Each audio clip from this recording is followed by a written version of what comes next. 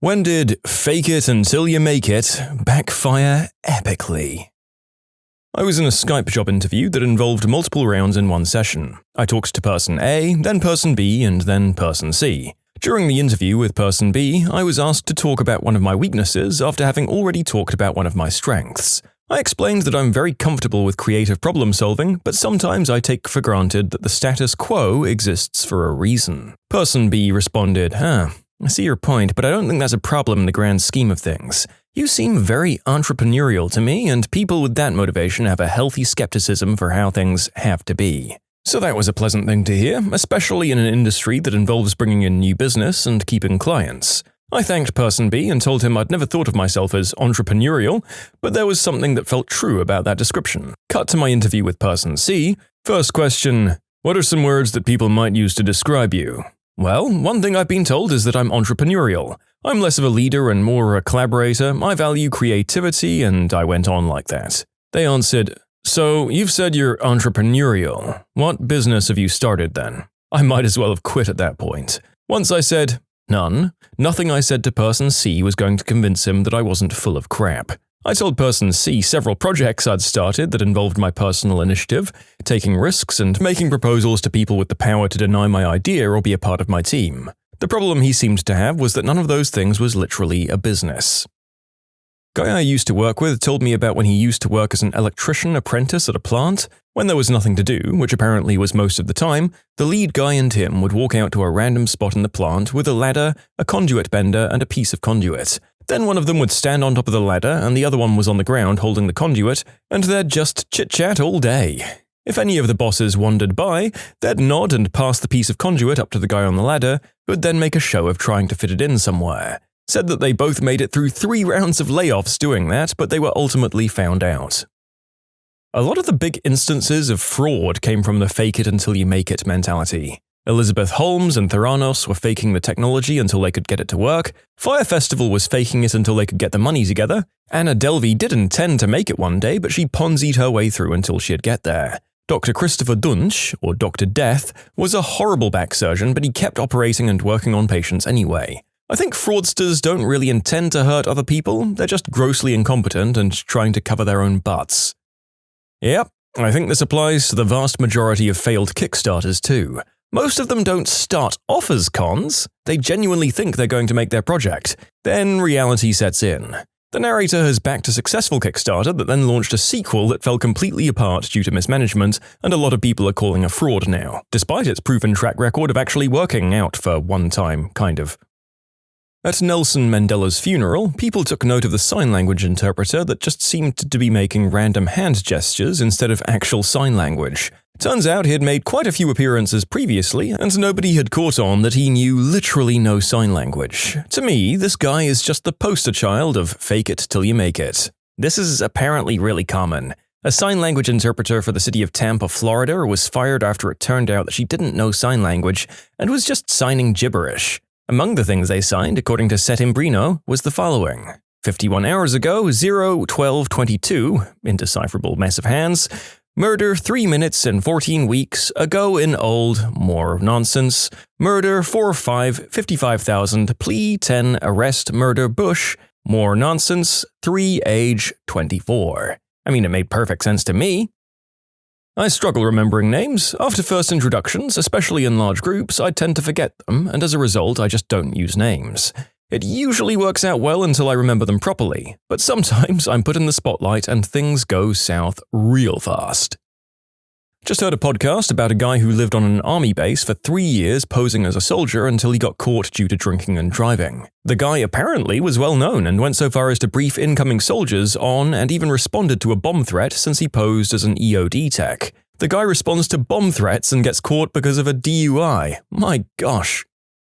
Got a job working in an insurance company reviewing contracts. I had no frickin' idea what I was doing and thought I could just learn it and I'd be fine eventually. I lasted 6 months and they kicked me out. Similar story for me. Got a job at a mortgage broker. Their limited training was meant for people who'd already worked in the industry, not newbies like me.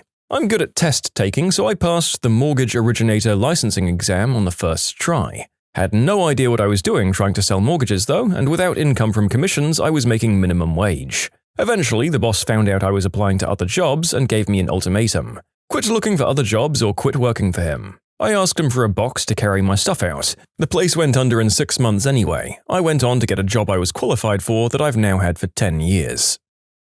I taught some anatomy and physiology labs to pre-nursing majors. These girls knew more about the anatomy and physiology than I did. I'm an expert in ecology, but somehow I got the job of teaching this class. I figured I'd just look at the answers on the worksheets as the semester went on. When I finally got the student feedback, it was a blow to my sense of confidence.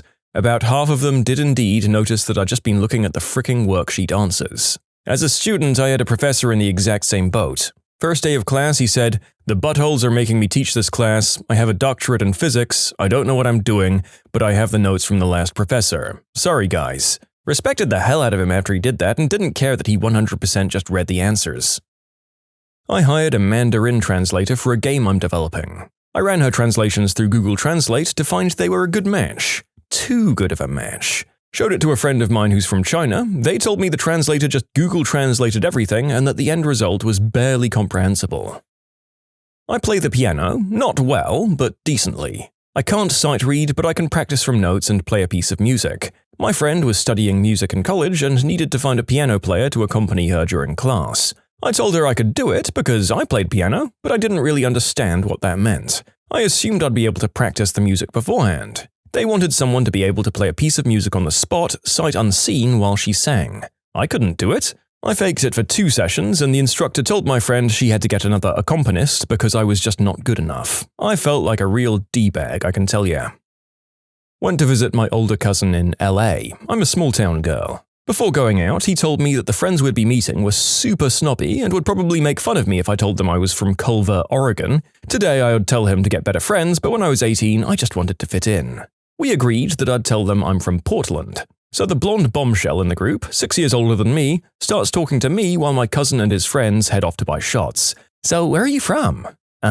Portland." "Oh my god, me too." She proceeds to ask me which school I went to, which coffee shop was my favorite, and where my parents work. Just making polite conversation on her end.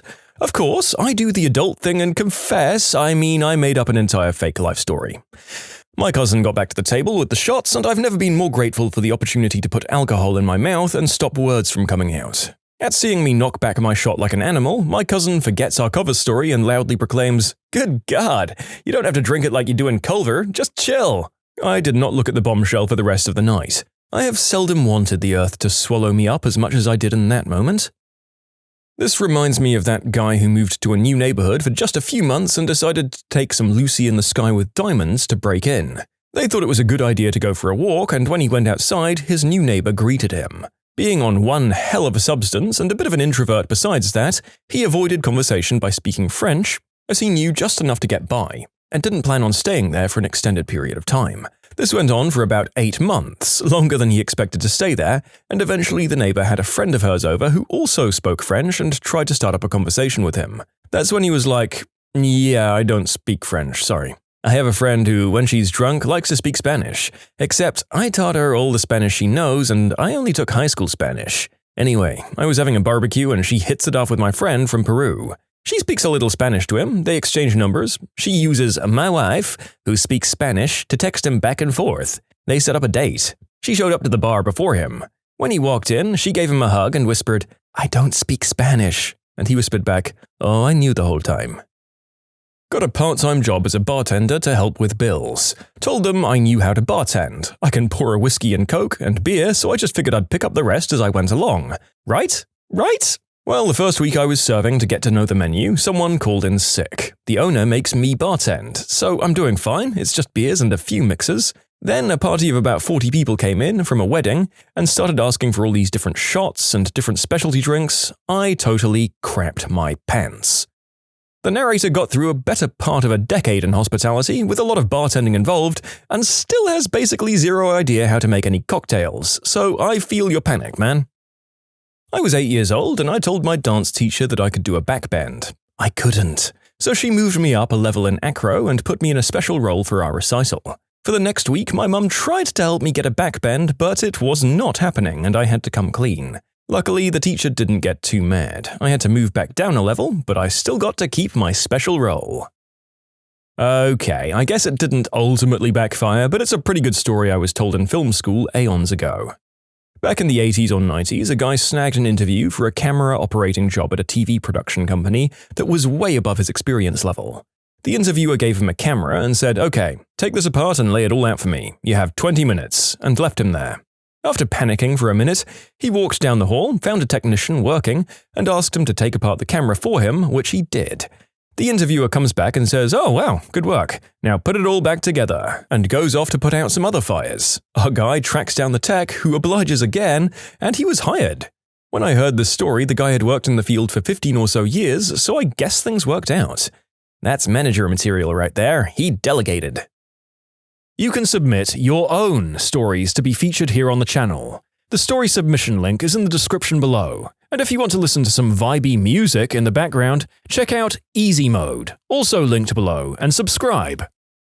I took orchestra in elementary school, and I eventually realized that I was just not going to understand violin, but I still wanted to be in orchestra because it had some perks. So whenever we had lessons, I put my fingers over the strings and moved my bow around like I meant it. When we had to play individually, I had to do it for real. I thought maybe by some miracle I'd get it and play normally. Well, I didn't. My parents have a video of me playing the trombone in the elementary school band concert after my flute broke and there was no other flute to give me. I told my mum before I was really nervous since I'd literally never touched a trombone. I sat down in my concert chair and the only other trombone looked at me and said, "Just slide the thing up and down and no one will ever know." And you know, I went hard. I was jamming out to Oats, Peas, Beans like I was a world-class jazz musician.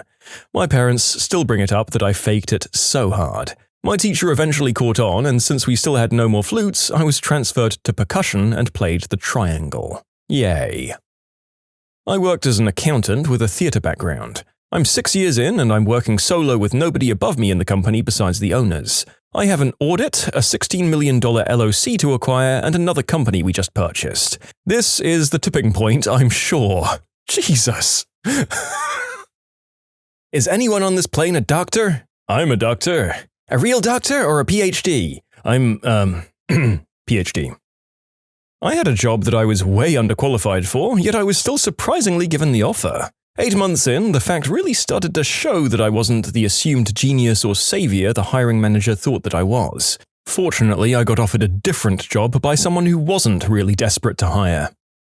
I knew a girl who'd applied to jobs she was unqualified for, including a job at NASA and at Apple. She lied about her qualifications on her resumes. She landed several high-paying jobs but would get fired after a month or two once her co-workers realized she didn't have the skills to fulfill her duties. She'd boast on Facebook about how she'd landed her dream job every few months. Not sure what she's doing now since I haven't spoken to her in years. I believe she moved to another country.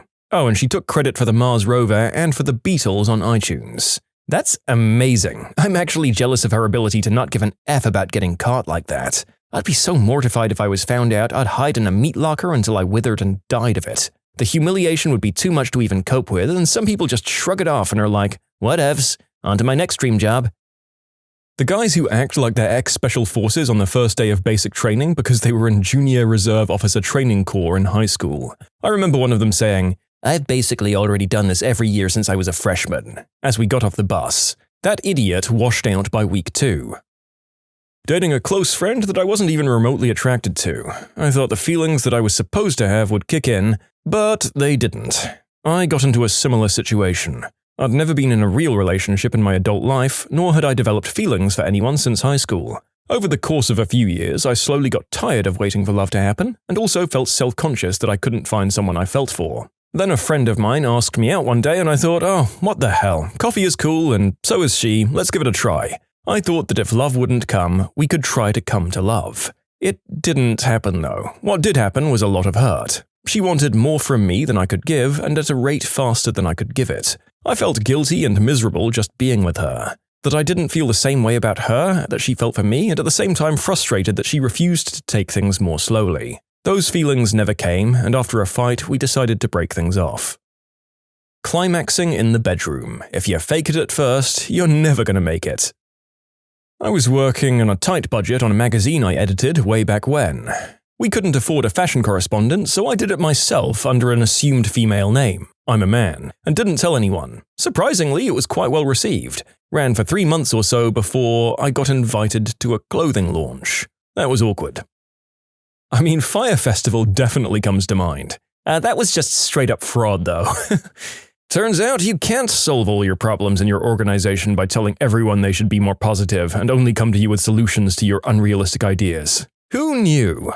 Based on documentaries, it seems like they could have pulled off the cruise ship idea. There was a market for this event, people were willing to pay for it, they just needed people who knew what they were doing to execute it. I once talked my way into an internship with a neuroscience lab that regularly implanted devices into monkeys' brains as an undergraduate. Luckily, this did not result in any dead monkeys, as it had only been brought on to help process their data. However, the issue was that they were using MATLAB, and I'd vastly overplayed a basic understanding of Python gleaned from a side project on algorithms back in high school. They also simultaneously tried to give a crash course in neuroscience to little old freshman me so that I could be vaguely familiar with the data I was working with. Fun fact, brain surgery is not easy to learn. Surprise! Yes, I was politely asked to leave after about 2 or 3 months of banging my head against the wall. Pretty sure I wasn't able to contribute a single line of code or useful data analysis to their project. I did get a cool ceramic monkey mug out of it though, which was nice. I mean, hey, that sounds like a nice mug though. So it really depends on your definition of making it. Some people in life will never achieve a monkey mug. Be proud of that. Not my story, but a senior back in my high school used to talk about how tough he was and how he was a black belt in karate and had plenty of boxing experience. He even brought his black belt, which I'm convinced wasn't actually his, to school one day to show it off. He eventually got the reputation of someone who was not to be effed with. He was a beefy guy, sort of a meathead. Anyhow, fast forward a bit and he was having a heated argument with the sophomore in the hallway. People were gathering all around to watch the drama unfold. Things escalated and he pushed the sophomore kid hard. The sophomore immediately responds with a punch square to the senior guy's nose, and he drops like a sack of potatoes. And then this black belt karate expert starts frickin' crying. I'd like to tell you that this was the end of the fight, but it wasn't. He gets back up, blood dripping from his nose, and swings at the sophomore with quite possibly the worst punch I've ever seen. Tears and blood are dripping off his face as he's throwing some huge toddler tantrum, just swinging his arms like a windmill and missing every punch. Some teachers came and broke up the fight, and both of them got suspended. The guy never bragged about his fighting experience again after that, and sort of flew under the radar for the rest of the year. When I thought I was cool enough to eat edibles with no tolerance, in Colorado before the airport to go back home. It hit me during the security checkpoint. The pressure behind my eyes began to build. The strange feeling of having to go number 2 traveled from my head to my toes, and at this point I knew I'd taken too much. I had sunglasses on, so only having to deal with security for a few moments, I was actually able to get through this with little problems. I had an hour and a half before my plane boarded. My brother met a girl. He'd also eaten edibles but had a tolerance, and was walking around with her while I was too high to function. The terminal was full, no seats anywhere. No problem, I'll just sit awkwardly on the floor the wrong way and stare at these people. Sir, are you okay? One of them asks. My sunglasses were on, so I tried to pretend not to hear them. Why are you staring at me? This chick beckons. I realized my sunglasses are minimum shading, so they could definitely see my eyes just staring into them. Sorry, there is nowhere to sit, I managed to say back. My anxiety at this point is through the roof, so I apologize and find somewhere else to lay down in the terminal.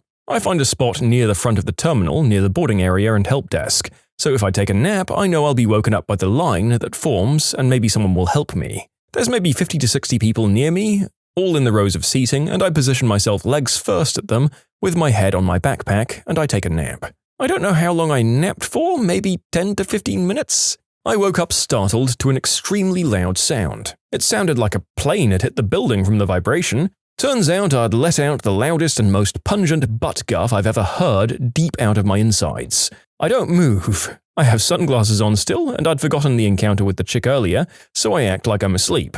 I blasted maybe 10 people directly with my toot, and all 10 of them got up and moved. Immediately. The terminal is shaken up, the laughs from further out are deep, and everyone is looking at me. The cute girls I noticed on my way in are pointing and laughing at me. The airport workers left the stand and are staring at me, talking into their walkie-talkies, laughing. I didn't move until the plane boarded, and in line, everyone was still talking about it, and the staff couldn't look me in the face when I had to go through the desk with my ticket. In short, edibles made me an idiot and I cleared a row of terminal seating with a pungent gas blast while pretending to be asleep. Sometimes the worst thing that can happen is you do make it, because when you fake it to make it, you still have to fake it to keep it. I'm still in the same career field, faking that I care about numbers and competition and wearing nice clothes. Advice to my younger self, if you have to fake it till you make it, you don't want to make it. When someone asks if I've seen a movie and I lie and say yes to fit in. When they ask me for my favorite part or my opinion on one other part, I'm exposed. Getting an internship and realizing I don't know what the frick I'm doing and I had to learn a lot real fast before they caught on. My first week sucked at maintaining consistent communication and my manager, very professionally, reamed me out over the phone and after he hung up I cried in an office room for an hour. But I never made that mistake again. Tried to power my way through undiagnosed PTSD. It got 100 times worse. Real recovery does require you to face the difficult situations, but in a specific way. Trying to force yourself to get over it will convince your subconscious that the thing is indeed bad. On the flip side, laughter yoga is the most effective fake it until you make it that I've ever encountered. Pretending to laugh until you feel so ridiculous you really do laugh? It's pretty much an instant mood boost. What's the most embarrassing thing a parent has done to you? For those who didn't grow up in a time where you shared a phone with multiple extensions with your parents, consider yourselves lucky. For those who did, me. Hi, it's Kerry. I was wondering if you were going to the mall tomorrow. Girl I liked. Yeah, I think so. It's Saturday, so I usually go with my friends. Me. Well, if you're there, do you want to, meet up somewhere and have lunch? Girl. Yeah, that sounds good. Where do you want to go? Well, I was thinking… There's a click, some numbers dialing. Mum. Hello? Me, yelling upstairs. Mom, I'm on the phone! Mum, through the phone. Carrie, are you on the phone? I was calling my friend Riva. She's having some people over tomorrow, and I wanted to know if she wanted any potato salad. Me, yelling upstairs. Mom, I'm on the phone with Susie. Get off! Mom. If you want, I can make a little extra so you can take it to judo. I know how you get tired after class. Oh, I hope I get to go this week. You look so handsome in your judo outfit. Click. Me. Sorry, Mom can be so embarrassing. Mom? I don't think she's there anymore, honey. My dad was worse. I distinctly remember having a conversation with my best friends over the phone about a boy I liked, and my dad just chimed in with, "Oh, who's Jackson?" because he'd been listening on the other line the whole time. Had my first boyfriend in middle school and brought him home one time. At one point, my mum made him bring me my clean laundry. And by that, I mean a single pair of pink High School Musical underwear. I cried from embarrassment, but he was actually pretty cool about it and comforted me. Then, he cheated on me. My dad, influenced partly by Bad Boys 2, decided to mess with my boyfriend on my first date by acting like a real hard man. He filled a whiskey bottle with tea, then when he answered the door, he chugged the whole thing while staring my boyfriend down, then tried to break the bottle over his own head. The date was cancelled due to the hospital trip, and I became known as the girl with the bat crap insane father. "Don't concuss yourself this time," became the running joke once I was able to get a date again. That's incredible, and I want to know whether the father knew the risk involved or was just actually stupid enough to try and emulate something he'd seen on TV. I want to know what the hospital people said. I know when my partner had an oral allergic reaction to my rats and his face started swelling up like those pics of dogs that ate bees, the health center staff was highly entertained. My butt was sitting there in the waiting room like, yes, he understands allergies. Yes, he knew he was allergic to them. Yes, he insisted on petting them. Yes, he had an oral allergic reaction to them because he was feeding them tiny pieces of gummy bear by pinching pieces off, then ate the rest of the gummy bear. Yes, I am questioning my assertion that he's very smart. When I was a senior in college, I was working a part-time job. They offered to make my current position full-time once I graduated. Before I got a chance to respond, my father found out and contacted my supervisor expressing concerns about the offer and the fact that I was still in college. How my father found out still boggles my mind, but when my supervisor told me that my dad called him, that was probably the most embarrassing thing either of my parents have ever done. I spoke to my parents a few months after it happened, and the only thing they considered wrong with the situation was that my supervisor told me my dad had called. Another story for your entertainment, when I was in 7th grade and went to a youth conference with my church. All the students got a free t-shirt and people were signing each other's names on them. This one girl signed mine, dotted the I with a heart and left her number. Well, I get home, my mum was doing my laundry and finds said number. Yep, you guessed it, my mother called the number and told the girl I needed to focus on my education and didn't have time for girls. After I submitted a job application to a manager when I was 16, my mother barged up and started going on and on about how I was really shy and not much of a people person. Yeah, that's what a manager wants to hear about an applicant for a customer service job. What the frick was she planning on doing? I don't see how anyone could think that was a good idea at all. When I was 8, yes, 8 years old, I was obsessed with the new Charlie's Angels movies with Cameron Diaz, Lucy Liu, and Drew Barrymore. There's a scene in the movie where Drew is dressed in a patriotic jumpsuit at the NASCAR racetrack, and I really wanted to have that outfit for my Halloween costume. My mum is a costumer, and God bless her, made my costume from scratch to resemble Drew's jumpsuit. Well, as you can imagine, an 8-year-old girl does not have the cleavage to fill that jumpsuit out, so my mother decided to add a massive fake chest to this costume. I was mortified, and for some reason she could not take them out. So for Halloween that year, I had my arms crossed all of trick-or-treating. I still look back at the pictures from that year with deep anxiety.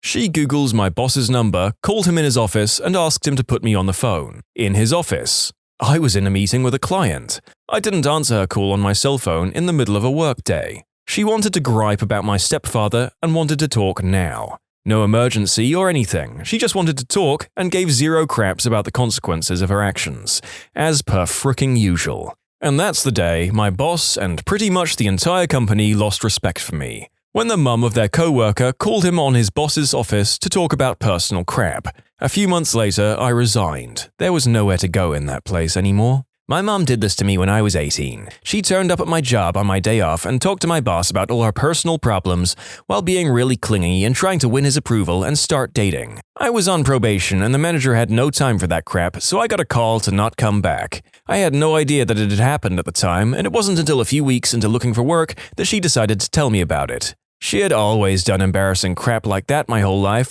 but that's when I realized she would mess up my chances at my livelihood and a decent career. So I never let her find out where I worked ever again. Not the name or anything that could be used to track it down. I wouldn't even tell my relatives specifics if I thought they might let it slip to her. I also didn't live with her, so she couldn't read my mail or pay stubs either. Is anyone else getting baffled at apparently how common it is for mums to completely ruin their children's ability to obtain and keep jobs? I can't believe that any of these people lacked the social intelligence to work out that it could only go negatively. Maybe not the most embarrassing, but certainly top 10. My mum went through this phase where she would talk during movies, specifically about what's going on in the movie. She was also terrible at paying attention to what was going on, so oftentimes what she was explaining was incorrect. In addition, she would try to talk over the movie. Mum would occasionally have to yell to make sure she was heard over the action scenes. Imagine, if you will, watching the aftermath of the stampede scene from The Lion King and the person next to you yelling, "Simba is sad because her dad died." My late mom got worse and worse about this as she got older, chatting through church services, movies, TV shows, using a loud voice in the otherwise quiet environments like public transportation, etc. Like, did part of that etiquette fall out of your brain at some point? You taught 2 kids how to act right and now you're off the hook? My sister's college graduation, my dad, my now husband, and I all ignored her, so she proceeded to talk everyone around us through the entire ceremony. Not horrible compared to a lot of these, but ugh. Unfortunately, this isn't a fun story. When I was 16, I had a big birthday party at our house. It was wonderful. I got to invite close to 30 friends, including new people from school. My dad made sure to have my favorite chocolate mousse cake as dessert. It turned into just a bunch of teenagers having a great time and talking. Then my mum was suddenly drunk. We never even noticed her drinking. She began microwaving slices of cheese on a paper plate and eating it with her fingers. Most of the kids didn't notice except for my BFF, who had some prior knowledge of her addiction. Kids began leaving, but not before my mum then began asking one of my friends, who was 15, about her intimate life, and whether she was doing one of the other boys at the party. I thought I would die while standing and watching it happen. I had a male friend come over after school, and my best friend/neighbor was going to join soon after. They were dating at the time. Anyway, we get off the bus, started walking down the alleyway, and noticed my mum pulling out of the driveway. So we walked up to the car, and I asked where she's going. "Mum, we're heading to the grocery store. Do you need anything?" Me? No, I think I'm good, Mum." "Okay, well, I noticed the cucumber in your room was looking a bit soft, so I'll grab you another one." My friend looked like he was actually about to pee himself. Was there an actual cucumber, or was she just messing with you? Oh, she was definitely just fricking with me, but she did come home with a cucumber. I'm 21 and my mum still tries to order my steak for me. I ask for medium rare and she says, "No, he'll have medium." And I say, "No, medium rare." And she goes, "Okay, whatever, that's fine." My 350-pound mother streaked in front of my boyfriend and my friends for $100. I was only 16 and that image still haunts me. My butthole of a stepdad thought it'd be funny to give my alcoholic mother money to mortify me. When I was 10 or so, I was struggling with being too big for kids' clothes and too skinny for most juniors' clothes. I was trying on this dress with a mesh area around the neck in the department store dressing room, and it was so big on me that my bosom literally showed through the mesh part that was supposed to be around my collarbones. Kids that age are moody, so I just lost it in frustration and started crying. My mom was like, "Oh, just let me see." But I didn't want her to see because that meant showing the whole fitting area, my whole chest. Finally, I showed her, and when she saw how upset I was, instead of comforting me, she decided to mimic me, fake crying in my voice and saying, "Oh my god, everyone can see my chest," and flashed everyone in the dressing room. Jeepers creepers, I came here for dad jokes and funny cringe moments, not actual childhood traumas. This kind of stuff will mess you up for a long time. Well, since we're committed now, here's another one. Sorry, this is a long one, but this will always stick with me until the day I die. So I really liked this one girl in high school, and I was always hoping we would talk someday, but I was a shy and quiet person. So one day we were all waiting around in the hall, and she started going off about her ex-boyfriend and stuff, and I was just there listening and watching. She looks at me and randomly says, "Hey, will you be my boyfriend?" My butt clenched so tight, but I was able to smoothly say, "Sure, why not?" And she just laughed and said okay. So later in the day, I somehow gained the courage to ask her for her number since I'm her new BF, and she smiled and said she wasn't being serious, but would actually like to talk to me. She says she's been wanting to, but I just never asked. Holy crap, my mind was going absolutely insane around this time, so I took her number and walked away without saying anything, because I'm me and will say some stupid crap to screw this up. Fast forward to that night, I'm at home and was going to grab the telephone to give her a call, and my mum asked what I'm doing. I let her know I was calling a friend to talk for a few minutes, but she just said no.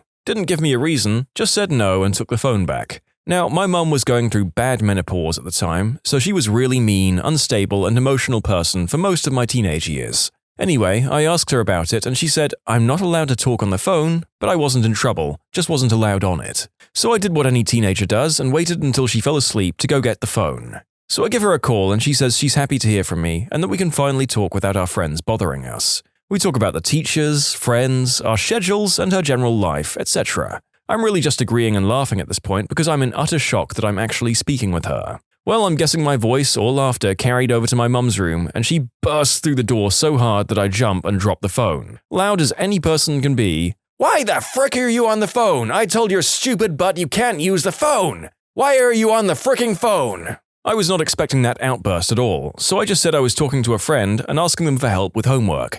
She says, "I don't give a crap. I told you not to be on the phone, and now you're talking with your friends?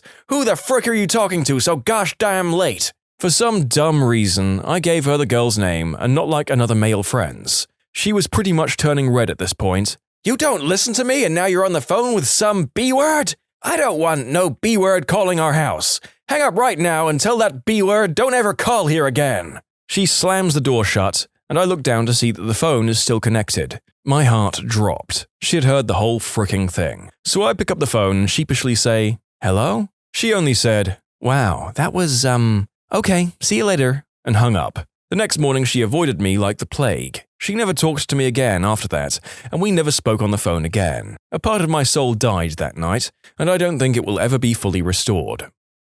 Mine bought me a diary encouraging me to write in it. Later stole said diary, broke the lock off, forged a bunch of made-up crushes in there, and then read it aloud at the dinner table to humiliate me. My mother was not very kind. My parents, Southeast Asian, told one of my best friends, who's a girl and Caucasian, behind my back that if she was the same ethnicity as them, they would ask me to marry her. I'm sure they thought this would be very flattering. I found out later, and to this day, over a decade later, it still makes me cringe big time. A lot of people here are asking me if my parents are racist. They're not. This is a cultural thing. I've been married to my Caucasian wife for many years, and they love her. It was my 16th birthday, and my family went to a fancy Italian restaurant. The staff came over to sing happy birthday to me, and my dad started singing along loudly in a bad Italian opera kind of accent. We're not Italian. The staff was so stunned and they just stopped singing. The other customers around us laughed and applauded and the staff just walked away. I was mortified.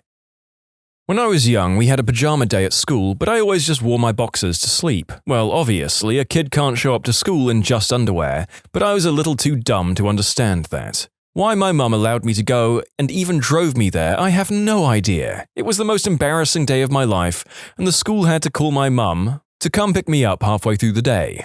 I was in elementary school, but I can't remember if it was first or second grade. And the school didn't notice or care until halfway because I was eating lunch in the cafeteria and kids were staring at me. Some adult must have noticed them. I wore C-cup bras when I was 11 years old. My mum loved to loudly talk about them to anyone who would listen. Yeah, she's only 11. You wouldn't think it from the way she's filled out up top. Then I'd start crying from the humiliation and she'd tell me to lighten up. Seriously, half of these deserve a place in a video I did the other week. What's something harmless your parents did to you as a kid that really screwed you up as an adult? Some of these are equally as traumatizing. Telling everybody at Thanksgiving dinner at her boyfriend's house about my tween bout with anorexia. I didn't want to be there in the first place, and she just kept going on and on about how I had carrots for dinner for a year until I had to shout at her to stop. To her credit, she was immediately embarrassed when she realized what she was doing, and she apologized profusely. I was 13 and waiting for a ride with my sister and parents at Dollywood. Across the way, two very pretty girls about my age were smiling at me. I smiled back and acted all cool because I was a skater boy with skater hair, and my Vision's streetwear and some shirt with a skull on it or something. It was working too. The girls whispered to each other and giggled, and one even waved at me. Then my mum reached her damn hand to my face and popped a pimple right there in public. The girls were aghast, I was humiliated, and I have never forgiven her. Oh, I have a Dollywood story too. We were with a church group and my parents were along with us because they wanted to extend our family vacation in the area. My dad was walking around with us and I'd wanted to ride a ride. I couldn't find him after the ride, so I headed up to the front of the organized meeting place like we'd been told. My parents and most of the church group were there. My mom starts yelling at me for running off and spanks me in front of everyone. I was 13. When I was 5 or so, my preschool did a play based on Noah's Ark. It was a pre-K attached to a church. We were instructed that our costumes were supposed to be raincoats, rain boots, or umbrellas. I didn't have any of those things but begged my dad to get me at least one of them so I'd fit in and follow the guidelines. Fast forward, the night of the play, I'm frantically scanning the audience because my dad is always late. He finally shows up and brings me a life jacket. I had to stand up there with all the kids in their little raincoats in a life jacket. I was really embarrassed. Dad's defense was that I was the only kid who would have survived the flood. I can laugh now, but I sure wasn't laughing then.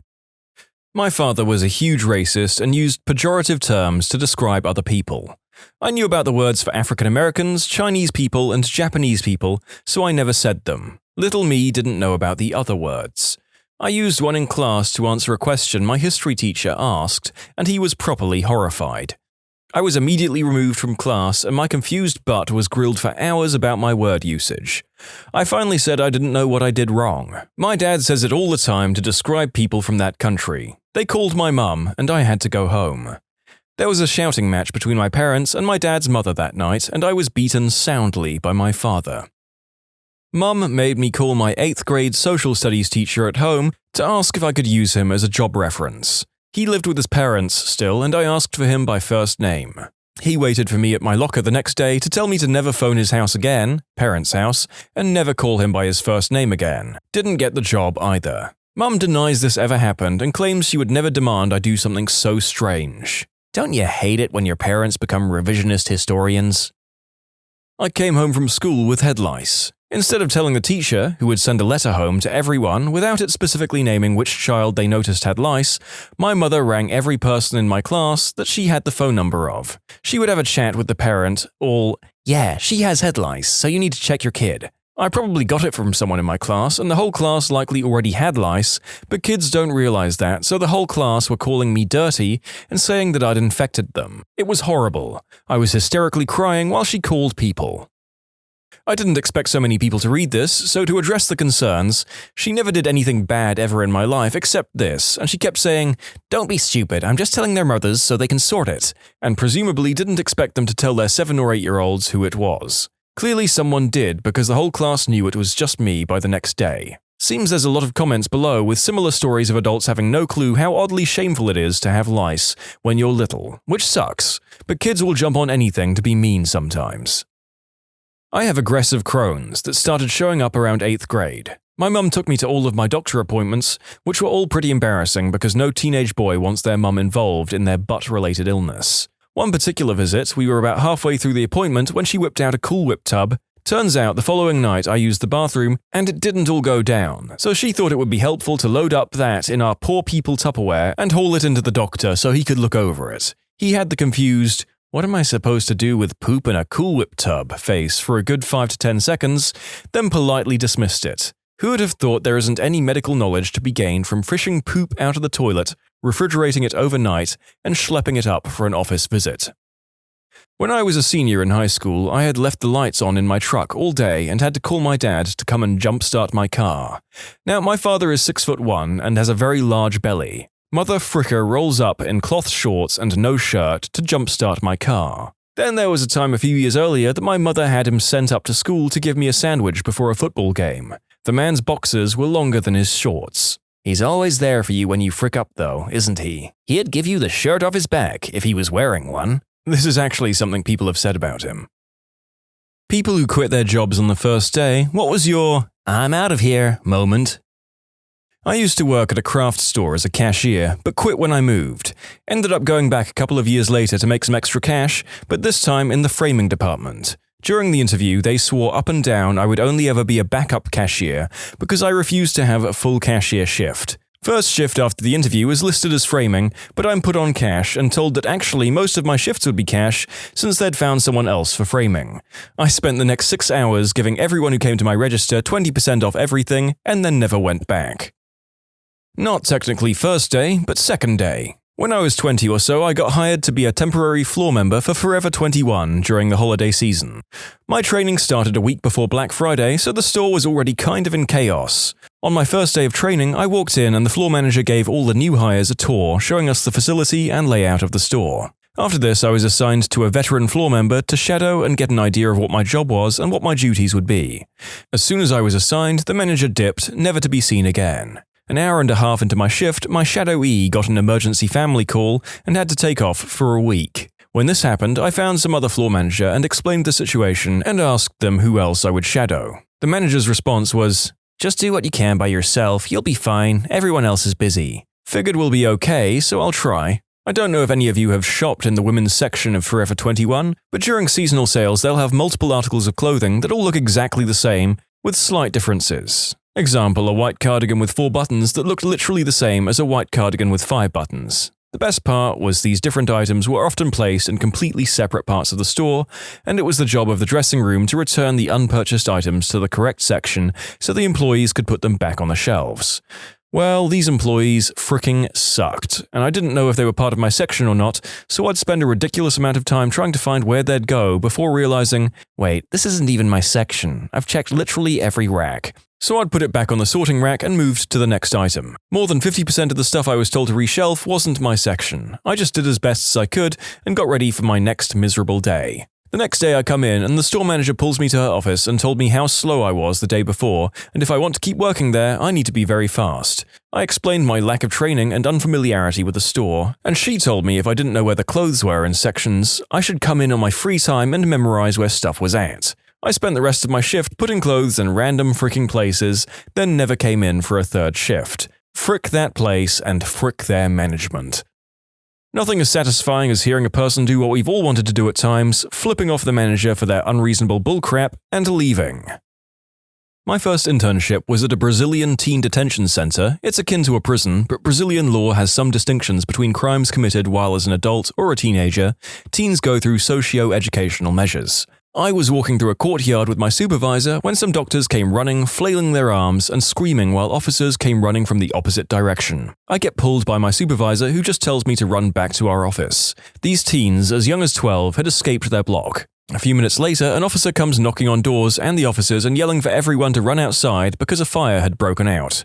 Some of the teens had set mattresses on fire in their cells. I didn't really nope out, my teacher did. She hadn't even been there that day, so I was forced by the university to choose another place to intern at. Oh well.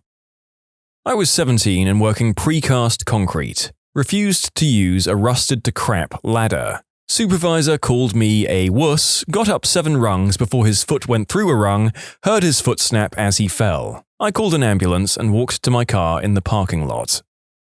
Wasn't exactly the first day, but I didn't show up after the second shift. It was rather a popular cafe chain in my country. I was hired to work in the kitchen as a cook along with another senior cook.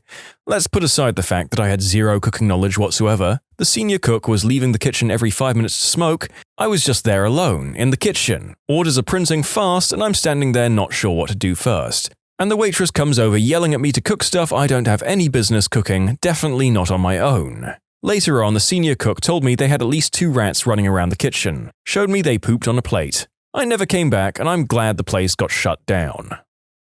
On the first day of working at Amazon warehouses, the managers broke down to everyone how a 15-minute break works there. Walking to the bathroom is 2.5 minutes, 10 minutes of actual break, and then 2.5 minutes to go back to your stations. It took me 2.5 minutes to walk to my car, and I took a forever break.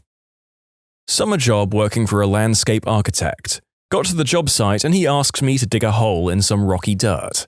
I asked for a shovel. He didn't have one. I asked for a hand spade. He didn't have one either. He told me to just dig a hole with my bare hands and then drove off to another site, leaving me completely alone. I dug for a little bit and then said, "Frick this," and left. Had the job specified that I needed to supply my own tools, I could have, but it didn't, and I wasn't going to work for someone that expected folk to dig through hard, rocky soil with their hands. Sounds like he sucks at communicating. Those bosses are the worst. I'd say he's got bigger fish to fry than communication. Guy runs a hole-digging business with no shovels. I noped out of an interview one time, thanked them at the end and said it wasn't for me. Those interviewing, management-level folks, started arguing with each other in front of me during the interview. I figured if this is the vibe at the management level, then I sure as heck don't want to be your employee. Answered an ad in the paper, this was in the mid-90s, for what seemed to be an office job making sales calls when I was in college. Did a phone interview and was called back for an in-person interview. When I go to the interview, I'm led into a room with about 50 other people and a small stage at the front of the room. We're all somewhat confused as to what's going on. Finally, a guy gets on the stage and informs us that we've been selected for the opportunity to sell Cutco. Me and 2/3 of the rest stood up and walked out. Anytime I see more than a dozen people for a job interview, I just nope the frick right out. If it's not door-to-door sales paid only on commission, it's some multi-level marketing crap. I wish some job interviews would be more forthcoming about that. Some places have outright lied to me. Legitimate response. I think that last person's rule about the number of applicants is a fairly good one to go by. I just wish I'd walked away from my first bullcrap door-to-door job. I was a cashier at Lowe's during college for less than a full day. I made it through the multiple-day training, but there was so much stupid crap going on, I almost thought I was on a hidden camera show. All the employees complained about how hard they had to work while simultaneously not getting enough hours. Nobody understood why they were hiring like 4 new people. I was one of those 4. Turns out it's because they were progressing through an indecent conduct complaint that required restructuring of the store and firing some of the employees. This was known to HR and explained to new hires, against company policy, but it wasn't known to the employees. Apparently some of whom still worked there, including the fricking person doing the training. She was really inappropriate and said not to worry about the indecent conduct stuff and that everything would go back to normal soon enough and that we wouldn't have to be so uptight. They fired her the day before I started, along with one of the cashiers who trained me. She also offered me terrible guidance for the application process. They were looking for a part-time help, and 2 of the 3 days they needed help on, I had off from school. I told them I couldn't work nights most nights, but if they needed daytime help, it had to be on one of those days. She said if I was too restrictive, they wouldn't keep me on, and lied to my boss about my availability to make me even more attractive than I already was. Wink! And told me to schmooze them a bit and I'd make it further. She said in the end it wouldn't impact anything and I'd get those days. My first week's schedule, I was working mornings every day that I was in school and I wasn't given any hours on my days off. Aside from the fact that I was given 2 times the hours the position called for, when other employees were shorted, my work schedule was literally impossible to consolidate with my school schedule. I only went to work on my first day to tell them that I was quitting and that their application process was a fricking mess. They couldn't figure out how so much went wrong, and then they asked who trained me and everything made sense. They thanked me for at least showing up to quit, unlike the other 3 they hired, who had just stopped returning their calls and no-showed on their first days. A long time ago, not long after getting my papers as a chef, I had an interview at a hotel for a position in the kitchen. The executive chef and I chatted in his office for about 20 minutes. At the time, I remember him coming off as very arrogant, which is quite common in this field. I didn't think much of it at the time, as the pay was decent and the shift was what I wanted. As I was leaving his office, I turned to leave through the dining room, the way I'd come, which was closed at the time. It was another hour or so before service started, and he says to me, "No, not that way. Go through the kitchen. You're not good enough to go through the dining room." I was so surprised by what he said. I just did what he asked without a word. Later on, after I'd got home, I phoned him up and said that after having a close look, I decided that his menu wasn't good enough and that I wouldn't be accepting his offer. Restaurant. Swept under my station when we were closing. Giant brown pile came out with the broom from under the lowboy fridge. The pile then began to scatter. It was hundreds of roaches. Never returned.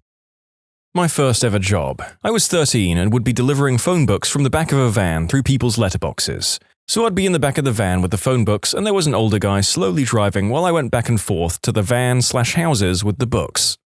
At one point, the van was getting empty, so there was more space to move around, and we'd finished the delivery in the streets that we were paid to deliver in, and he drove to another. While driving there, he drove, let's say, aggressively, and I fell inside the back where the books were. I wasn't sitting in a seat as the van had no seats in the back. As I put my hand out to steady myself, I accidentally laid it across a portable radio that had its antenna extended, but the antenna was also broken halfway and razor sharp. I sliced the palm of my hand clean open 3 to 4 inches.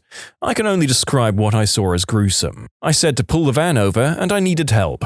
He saw my hand and just threw me a plastic bag, the kind you'd get at a supermarket, and told me to wrap my hand in it. Then continued with the deliveries. At least he delivered the remaining books by himself. I should have been taken to a hospital or at least home to my parents, and I quit after that and never showed up again. As you can imagine, my parents were quite angry at him. Well, as awful as my first after-school delivery job was, it wasn't that bad, and you have my sympathy. At least when I got injured, they would just schedule a later delivery for me. I got hired at a very small knockoff dollar store in an old, failing mall. The owner was foreign with a very thick accent. He told me I'd get $6 an hour, but neglected to mention it was under the table. I spent about an hour stocking the very overly cluttered shelves before I was told to get more chips out of the back storage area. I walk back there and there's about a dozen men sitting on boxes all crammed into a small back room. I asked where the chips were and these guys all glared at me. They started speaking in another language and rapidly motioned towards me. Then one guy got up and asked what I needed. I told him I was supposed to get a box of chips, and he got a box out of the pile and handed it to me. The entire time, these guys are all staring at me. Everything back there looked shady as all hell, and it was very uncomfortable. A while later, I had to use the restroom, which was also in the back. These guys all just wordlessly glared at me while I went into the woman's restroom. While I was in the restroom, someone tried to open the door. I was the only woman there. The owner told me he wanted me to come back that night late in the evening well after the mall closed. I didn't show up. I came in the next morning and lied about why I couldn't work there. He still gave me the few bucks from what little time I did work. I don't know what in the heck that guy had going on there, and I didn't want to find out. Restaurant line chef. Worked a 12-hour shift and was given 2 breaks of about 10 to 15 minutes each. Burned my hand numerous times because they gave me plates that came right from the oven, and never said a word. End of the shift, I told the head chef I was done. He called me soft and said I was the 3rd person to quit on him after a day. I said, maybe it's the way you treat people. Funny how people think it's not their problem when many people quit working with them. Restaurant owners never seem to get this. I was a hostess at a restaurant like this for about a year. We could never hold on to the kitchen staff because they were worked to the bone and barely paid. It affected the whole restaurant. Dishwashers were either swamped or had nothing to do because the tickets were too backed up. Busboys were the same. The servers got crap tips because the food was so slow and the managers were constantly comping food and getting chewed out about long waiting times. And even the hosts had long waits and sections full of empty tables we couldn't sit because we were trying to let the kitchen catch up. Then the idiot owner would come in, sit everyone on my list, and go yell at the kitchen for being slow. We were lucky if new guys lasted a week back then. Restaurant work is a joke. I've been in New York City restaurants on and off for about 10 years. They all turn to crap or just start as bullcrap right from the get-go. My last job was as a sous chef. I'll never work the line again. 2 times. Once I applied for and got a telemarketing job. I didn't know what it entailed. After an hour, I knew it was a terrible fit. Auto-dialing people during their dinners, trying to sell them stuff they didn't want, and reading a horrible script while sitting in a soulless grey cubicle. I got up, went to the manager, apologized, and said it wasn't a good fit for me. He seemed understanding. Another time, I attended a Make Easy Money at This Job seminar, and turns out it was selling knives door to door. I don't know if I technically quit or just noped out at the end of it. I answered an ad for a babysitting job. I was already working on a casual basis, but it was sporadic, so I thought some after-hours babysitting would be welcome extra cash. The couple were both in the military and proceeded to tell me that I would be staying in the spare room and looking after their 6-month-old child around the clock, as well as doing the housework. I would have 1 day off every 2 weeks. They said it's cash in hand, so I could sign on to the dole, unemployment benefit, to make up the rest of the money. I left on the spot. They wanted a live-in housemaid and a nanny, not a babysitter, and they were not able to pay for one. Why they thought it was basically up to me to illegally collect the dole and subsidize them, I don't know. Applied for a job at my longtime favorite restaurant, celebrated my birthday there every year. Owner asks me to come in for basically a tryout, as I communicated I was looking at other job possibilities as well. I come in and they just stick me on dishwasher for an hour. No biggie. Then the dishwasher doesn't show up, so the kitchen manager asks me to stay on their lunch rush. Says I'll get paid for the hours. I do. Kitchen staff was nice, so I was happy to help out, even though I figured I'd be taking a different job. I fill out a time card at the end of the shift and tell the manager I probably wouldn't be back. He understands and thanks me for the help.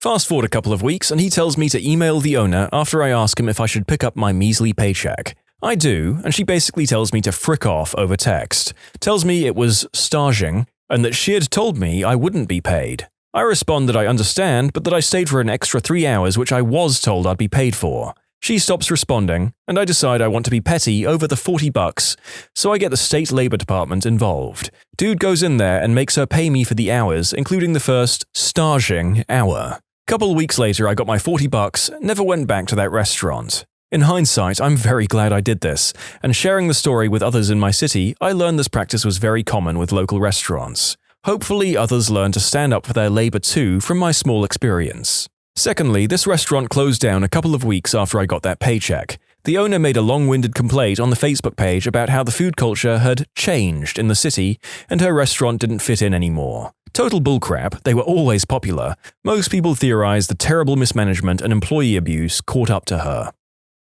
It's interesting. This story is from about 5 years ago, and I stopped my long restaurant career about 7 years ago. I wonder if there's been any significant transformation in restaurant culture, or if it's still the same exploitative crap at different date. Maybe you modern waiters and chefs can let me know in the comments. More hospo stories to follow. I was a waitress, the only waitress at a just-opened diner. The boss didn't have me sign any paperwork, everything was under the table. But that wasn't what made me quit at the end of the night. In order to get me where he wanted me to go, he would pinch my skirt at the upper thigh, not quite the butt, but very close, and pull me around like it was a leash. Needed me in the kitchen? Rather than call me, he would come out, pinch my skirt, and pull me to the kitchen. Needed me at the cash machine? Again, come over to wherever I was. Didn't matter if I was serving a customer, and he would grab my skirt to pull me. That act, in itself, made some customers uncomfortable. Mind you, one couple left almost 50% tip at the end, but I think it was more out of pity and embarrassment on my behalf. I was supposed to come in the next day, but I called that night and said the job wasn't for me. I came in a couple of days later to turn in my apron, and he just took a wad of cash out of his pocket and paid me then and there. God, he was creepy. I think it was a smart move to quit. When the microwave in the lunchroom was coin activated. This is like when I made my patrons pay money to use the bathrooms at my roller coaster park when the ticket prices weren't cutting it. Amazing move.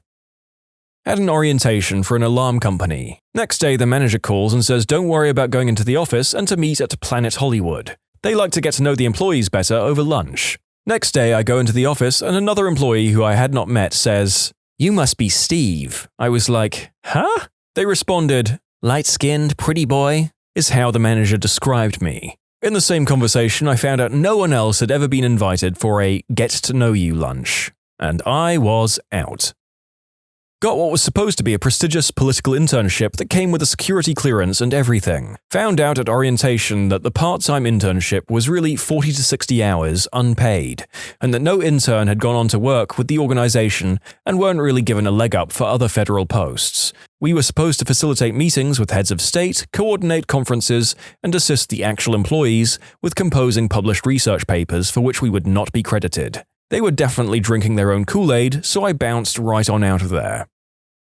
I was hired to be a waitress, which has a lower hourly wage due to tips. The entire shift they had me wash dishes in the sink, but paid me waitress wages. A few months later, the restaurant was investigated for another of fraudulent activities.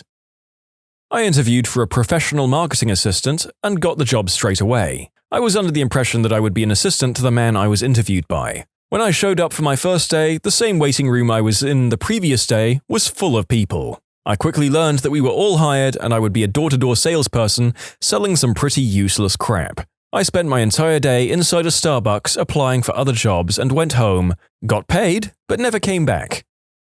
I wasn't the person, but I was training a new guy at a movie theater. A customer asked for extra butter. She was nice and normal. Not a mean or rude customer, the kind I would pay to handle all day long. He puts the popcorn tub down, says, "I'm going to the bathroom," takes off his apron and walks out the front door and never came back. Maybe he crapped his pants and couldn't bear the thought of returning. My brother got fired because he crapped his pants on the third day on the floor and had to go home early. They said they fired him because he wasn't upselling enough at the register. But if you get fired on your second day on register for not trying to get people to sign up for credit cards and the day before you crap your pants, you got fired for crapping your pants. If you make 10,000 shoes, you're a shoemaker. If you fly 10,000 hours, you're a pilot. If you crap one pair of pants, you're the pant crapper.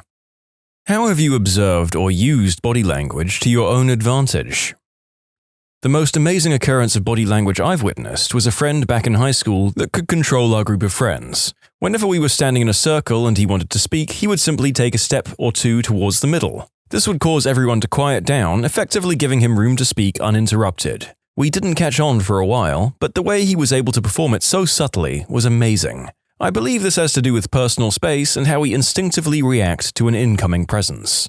Similar simple ways to control a group. If you're eating dinner and everyone is done and just chatting, simply stand up. People usually follow suit almost unconsciously. Alternately, if you're a group or milling around but should be heading somewhere, just start walking. Generally, everyone will follow. Sometimes I have to tag a friend or two to start walking with me if part of the group is not paying attention, but once you get 3 or 4, the rest tend to follow. Anyone not following due to being engrossed in conversation will soon go, "Wait, where did everyone else go?" and chase after you. I do this a lot at crowded sci-fi and gaming conventions when my group needs to be at a panel or meet up. Next up, we have a rather long story about an individual who seems to have mastered this particular subject matter and used it fully to his own advantage.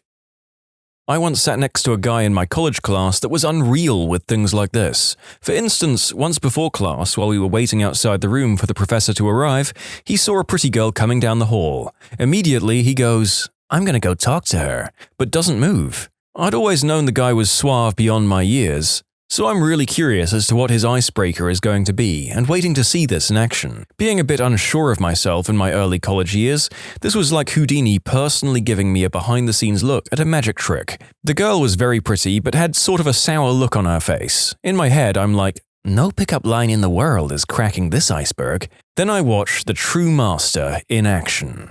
My first mistake was ever assuming he needed an icebreaker in the first place. He didn't simply start a conversation by saying something, or anything. He used his body posture to make her start the conversation with him. As nonchalantly as you could get, he pulls out his cell phone and pretends to look down at it. When she's about 3 feet away from us while still glancing down, he takes a half step in her direction, in her path. In one smooth motion, he looks up, fakes a reaction of, "Oh, I'm sorry, I wasn't paying attention," as he takes a half step back to make room for her and leans back against the wall. Her, apparently totally sold on his genuine surprised look and repositioning to make room for her. "Oh, thank you." Him, "Hey, no worries. Traffic these days." "Huh. Yeah, is that Professor X's cost accounting class?" Yeah, how did you know that? Are you an accounting major?" "Yeah, I'm in IA2 right now." How majors refer to intermediate accounting 2, meaning she was about 1 semester behind us in the course cycle. Well, you'll do fine if you can handle IA too. It's more difficult than cost accounting is. The trick is to... Oh, really? And the conversational small banter continues. He also told me later he already knew she was an accounting major by recognizing the book she was carrying when he first glanced up from his phone. Don't ask a question you don't already know the answer to in the first conversation, but people like to think they're being informative. This guy was full of these little insights, and how good he was on this bordered on socially manipulative. So yeah, body language is unbelievably powerful for how subtle it is. To answer some of the inquiries I'm getting about this story, I would say he was average looking on the whole, but he certainly knew how to carry himself, and he did dress nice as well. Sitting next to him can also confirm his cologne was on point. So I don't think he had any unnaturally good looks, but good posture, good dress, and a general clean, hygienic appearance will help maximize anybody's potential. And of course, he had that unmistakable aura of natural confidence. You could tell him his car just blew up, and the first thing he'd do was lean to the girl next to him and go, "Hey, I need to go car shopping. Want to come with me?" No, he wasn't even close to being creepy. That's what was so unreal about it. For the first few weeks, that was my thought as well. Nobody's this good without being a serious creep. Or, he does this just to bang chicks. Once again, my mistake. It was never about doing the deed with women. In fact, he never made any kind of comment like that whatsoever. No innuendos, no, "Bro, this chick is so hot." Nothing. He genuinely wanted to meet and get to know this girl to see if they had any chemistry. That simple. And no, he wasn't really a pickup artist. No, he didn't have any hack to the system. There was no good lines. The guy wasn't trying to teach me anything. Although he ended up teaching me quite a bit. This guy just was. I don't think he could teach it even if he really wanted to. What I learned was merely through observation. The beauty of it was how subtle it was, and I wonder if he even knew all of it consciously, or if it was just ingrained subconsciously. For example, when she first said, "Oh, thank you," we were both leaning against the hall wall and she was passing in front of us. Simple enough. By the time the conversation progressed, we were in more of a triangle-type shape, more inclusive. But I never even saw the fricker move. Don't recall anything of us shifting positions whatsoever, but there we were. And only after going over it in my head 1,000 times did I even recognize that it happened, let alone know how it might have made her feel more welcomed. So subtle. But there in the moment, I find it hard to believe that it was part of a calculated endeavor on his part. And I know it wasn't on mine. Like I said, he just was. If I learned one thing from this guy, it would be this. There's a saying in the running world that if you want to be fast, don't try and run fast, try and run easy. And then, when you can run easy, try and run light on your feet. Don't worry, if you can run easy and light on your feet, you will be fast. Same concept applies. If you want to be good at meeting women, don't try and be good at meeting women, put some effort into yourself. Dress well, shower, exercise, these things matter. Learn to get to know all kinds of people of both genders because you want to get to know them. And do it till it's easy for you. Don't worry, if you can put some effort into yourself and getting to know people is easy, you will meet women. And there we have it, folks, the man who just apparently lives and breathes this stuff. I'm still not entirely sure he was all that, and maybe the writer of the story is just a little bit infatuated with him themselves, but there we go. To me, the absolutely most important thing I've learned about body language is that it had to be taken into context. What else they're doing, what they're talking about, who they're talking to, where they are, etc. When starting to observe, it's easy to take one gesture or posture or expression and go, "Hey, look, crossed arms. That equals defensiveness." Or whatever, but that's only one part of an equation. If body language is an actual language, then crossed arms is just one word. You can't figure out what someone is saying by just looking at one word. You've got to look at the whole sentence. I often catch myself mirroring the actions of people I'm interested in, so I guess that's something. Agreed, it's a circular paradox. I can never work out if I'm mirroring them or they're mirroring me. Either way, it definitely indicates interest. During a job interview, sit in the same posture as your interviewer is sitting in. It gives the impression that you're feeling the same way that they are. "I don't think you're right for this job." "My thoughts exactly, sir." Both get up and leave. In a quiet room full of people, for example, a classroom, scream as loud as you can in your mind. Anyone that winces is a mind reader. You should watch out for them. "Wow, I'm surprised I'd come this far in the thread to get to the important stuff. I just did it, and someone wouldn't stop staring at me for 5 minutes. Confirmed." Not exactly body language in the traditional sense, but I've sold 6 or 7 houses in my time, and I've always known which viewer would put on an offer by the fact that they 1. Used the bathroom, and 2. Altered something. It's held true every time. I stage my houses very carefully, and I know when anything has been moved, or used, or changed, and would tell my husband to expect a call from the agent that evening. My guess is that the folks are subconsciously taking possession or marking territory. Ah yes, christening the toilet is vital when moving into a new home. Failing that, peeing your initials into the master bedroom carpet is an acceptable substitute. When it comes to non-verbal communication, you don't just like for one particular behavior, you're looking for clusters, and even then, nothing is ever 100% true. Also, you have to take into consideration different cultures have different mores. What's considered acceptable in one culture might not be in another. In a group conversation, people will tend to look at the person they're most comfortable with the most. Self-touching is often a sign a person is nervous or anxious. Lip biting is often a sign of arousal. Pupil dilation is a sign that a person is excited, and possibly on substances. I think the changes in body language are more significant than anything else. For example, and I've had this pointed out to me, I normally stand with a pretty straight posture, ex-figure skater here. But when I start talking to someone else I think is cute, I quite obviously arch my back and shift my weight entirely onto one hip. This might be a normal posture for someone else, but the shift is what makes it significant. In conclusion, don't trust static body posture. Someone could have just been chilling like that. Watch how their body position changes when you approach. That's possibly a valid hypothesis. I think I definitely shift and shuffle a bit more when I'm anxious or uncomfortable about something or someone, so maybe this post author knows what they're talking about. Speaking from someone who used to be in car sales, some guys look for the wiggle during test drives. That's shifting in the seat while driving to get more comfortable. Probably something to do with taking mental ownership of the vehicle. Hands in pockets or arms crossed equals defensive. Needs more rapport building before pitching.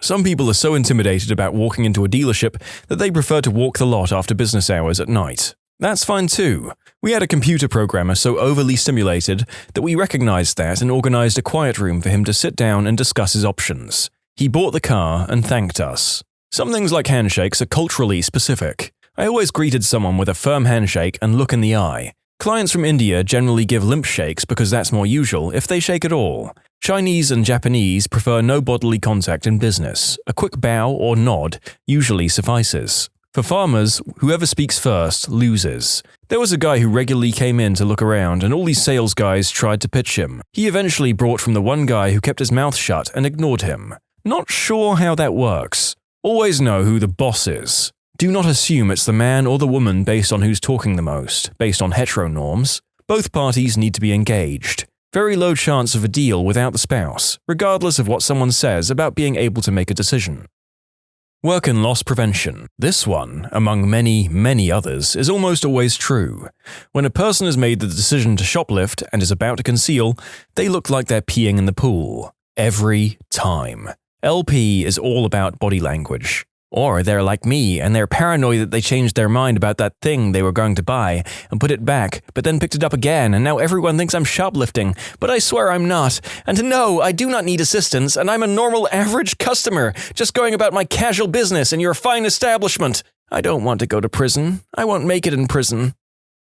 Shaking someone's hand can make you memorable. This is just something I've observed, so I'm not passing it off as a general truth. When I meet someone new in a casual setting, a friend of a friend, someone's co-worker, someone's family member, etc., a person who acknowledges your existence and makes their way over to shake your hand will have an immediate impact on me over someone who just smiles and nods or waves or whatever. I feel more comfortable with someone who makes the initiative to shake your hand for whatever the reasons may be. I'm much more likely to approach someone whose hand I've shaken to learn more about them at some point in the night. This very much goes in the business world as well. I know it's common knowledge to shake someone's hand when you meet them first time in a business setting, but if someone approaches you to shake your hand while they're leaving, they are far more memorable in my mind. It gives me a sense of belonging, knowing that someone thought about me in particular before leaving a place or setting and had to make their way over to let me know they're leaving. This also works with customer-client relationships. If a customer shakes my hand after a transaction is completed, I'll remember them and may give them some sort of incentives or discounts next time I see them.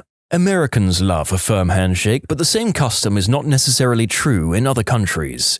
It can also be a male thing, with some men using a crushing handshake and holding it for a long time, making it a move of dominance. Lyndon Johnson used to hold the handshake and then grab the lapel of the other man's suit with his other hand, and then stand very close until he got the answer he wanted. Pediatrician here. Girls as young as 9 to 12 will start twirling or playing with their hair if they are attracted to someone. It's pretty adorable to see it develop. This doesn't have to be a romantic attraction, you weirdos. It can happen when they see someone doing something impressive, talking to someone important, etc. This behavior continues but can take on many different patterns, like pushing their hair forward. Some guys take this as a sign that the girl is covering up, but it's probably closer to, "Hey, look at my pretty hair." Take a look at the audience during The Voice or whatever country has got talent, etc. Look at the audience when a slightly cute boy sings decent or better. It's hilarious to watch. It's like a collective sploosh among the girls ranging from 12 to 32. Well, now I can't unread this ever, and now if I ever watch a show with a studio audience, the people I'm watching with are going to wonder why I burst out laughing when a good-looking man walks on stage and there is a camera shot to the audience. When one person grooms another during social interaction, "Oh, you've got some lint on your shoulder, let me just..." She or he is being subconsciously affectionate to that other person and welcoming him or her into the pack. I mean family. Like monkeys picking each other's nits. I had a teacher that was a former cop. He pointed out that a person in a normal state of mind will swing their arms slightly while they move or walk. Angry people have a tendency to hold their arms at their sides and not move them. Always true? Maybe not. Often true? Sure. The same basic rule applies here, and also implies that you're trying to hide something. If your hands sit unmoving in your pocket, you're most likely angry but attempting to keep this hidden. Brooding, if you will. If they're swinging around in there, you're in a normal state of mind or attempting to hide the fact that you're publicly pleasuring yourself. But what if you just want to put your hands in there because you don't like flailing them around? Clearly, any attempt at comfort and ease is a sign of being angry. There's too many absolutes in this thread. I had purposely unbuttoned and tucked the flaps of my 2 breast pockets into the pockets before going out a few weeks back because I wanted to try the look. Anyway, while talking to a female friend, she reached over and fixed them. I thought it was rather endearing. I often fixed my boyfriend's sleeves when we were first going out. I still do, but I did it back then too, and I kept apologizing, just like, "Sorry, that was bugging me. It was all flipped up." And finally, after a handful of months, he said, "No, he really likes it when I do that." I never understood why, but I guess it's probably for this reason. It's a welcoming feeling, I guess, someone fixing you up to make sure you look nice. People who mimic your body language don't want to displease you. That's as close to universally true as these things go. You cross your arms, they cross their arms, that sort of thing. Nervous people often lick their lips and swallow. Liars often do too, as well as touch their mouth, but it can be delayed after the lie when they feel like they've got away with it. Like if you respond with, "Oh, that makes sense," that's when they lick their lips. People falsely accused of lying generally have a stronger reaction than those caught in the lie. One-on-one, that sometimes comes out as the honest person confronts you face-on, while the liar turns a little away. It's more about the line of their hips and shoulders, not so much where they point their nose. I once read that if someone is accused of something they didn't do, they'll be more likely to use contractions in their speech. Something to do with being so comfortable with their own innocence that they speak informally. "I didn't twist her arm." Truth. "I did not twist her arm." Lie. Maybe bunk, but when applied to my children, I find it's fairly accurate. "I did not have relations with that woman." If you're in a situation where you have to pretend to be surprised, keep your eyebrows raised for more than a second. That's a telltale sign. Genuinely surprised people will keep their face in that state for more than 1 second. I'm pretty sure you just made 10,000 people raise their eyebrows and pretend to be shocked at something, only to find that they looked ridiculous. I discovered this one on my own, although I probably wasn't the first. This works for girls and guys. When someone suddenly sees someone they find attractive, the first thing they usually do is fix their hair. They usually can't stop themselves, it's an instinctive thing, like, "Oh, someone's hot, gotta look fly." So the next time you're walking about and someone fixes their hair right when they see you, they're attracted to you. Can confirm. I always do this when looking at the mirror. Wandering eyes in a shop. Not the determined kind, the thinking kind. They're looking for presents. This observation has become so spot on that I ask our customers, "So, who are you getting a gift for?" And that always surprises them and breaks the ice. People looking to steal something have their eyes everywhere else besides what they're taking. Watching their body versus their eyes is a pretty good sign to customer service them into leaving. I remember saying to some kid that just pocketed some rare earth magnets at my store, "Hey man, those magnets are pretty cool, huh?" He then rounded the corner and stuck them into a metal pole and walked out. I felt more proud of myself for stopping the theft more than the $2 it saved the store. Working in a bookshop, this was usually so obvious you could laugh. You'd get guys walk in, open a random fiction novel in the middle of the book, and start skimming through it like a magazine. But their eyes were never on the pages, they'd never even look at what they were reading. This is a cool switch. According to AmITheA, changing your posture can change your mindset, and your mindset can change your behavior. So, say, sit in a submissive way for just a couple of minutes, and inexplicably, you're not as likely to make assertive positions. Now, changing to a powerful stance, and a couple of minutes later with no prompting, you feel like you're in charge. Assertive and comfortable with making high-power decisions, even when they're a gamble. Glance at their feet. If they're pointed towards you, they're engaged in your conversation. If they're pointed away, often toward an exit, they'd like to end the conversation. I use this at work all the time, and I notice myself doing it. If the person isn't breathing, you should run away because you've killed them in your fit of rage. Works every time. If you see a guy walking down the street and he awkwardly lifts one leg up higher than the other repeatedly, he's trying to peel his sack off his inner thigh without alerting whomever he is with. We mostly do this when we're with women or family. If we're around other guys, no fricks given. I wish my roommate would learn that me walking away from him into my room means it's the end of the gosh darn conversation. Stop bringing new crap up or starting a new story. Mother fricker will keep telling me new crap despite me having disappeared into my room. I don't even act interested. The dude just can't not talk. Someone mentioned body language clues being generally true but not universal. I suffer fairly bad anxiety in public spaces. I've been told by my friends that I look angry as I walk down the street. I've received looks from security staff in shops, maybe in my head because of the anxiety, etc., as I walk around the store looking shifty and darting my eyes everywhere until I settle down. I think I look everything but nervous. I'm sure most people have a more general character, and you can assume body language for them, but a good 10% must have less typical personality traits that affect their body language. If someone hugs you and then pats you on the back simultaneously, they're uncomfortable with hugging you. If you're having a conversation with a girl and some guy just comes in and interrupts the conversation, don't stay. In fact, walk away. If the girl doesn't like that guy, she'll automatically come looking for you. People will always revert back to someone they trust or are interested in. What are the cons of being attractive? You don't know if someone likes you for you or just how you look. They come for the looks and stay for you, I guess. Not always. That's definitely one of the downsides of physical attractiveness. Sometimes people will think they know you, but they don't. And when they discover that you're not just who they imagined you to be, some don't even care who you really are. They just wanted that made-up version and are disappointed when that's not you. This isn't an issue I have anymore as an adult, likely because I know how to handle myself professionally. But in my teens, I had a side job as a mover, and the amount of clients who would be surprised that I was about to graduate with honors and go to prestigious university. It was likely a combination of being just a mover, but also being decently attractive and very physically fit. People project a lot of bullcrap onto you, all from their own heads. Pretty? You must be dumb. Pretty and articulate? First they're shocked, then you're a B-word who has too much self-esteem. Shy and pretty? You must be stuck up. Outgoing and pretty? Who do you think you are, you bossy B-word, clearly chasing after other women's boyfriends? Great figure? You must be a hussy. Great skin? You've probably had work done. Dress well? You waste your whole salary on clothes. Too skinny? You're mentally ill. They armchair diagnose you with anorexia. In a relationship? You're clearly a gold digger. Single? Then you're either a hussy who is playing the field, or you're a snob who thinks you're too good for anyone. You have to work overtime to appear friendly and ease everyone's insecurities. It's fricking exhausting.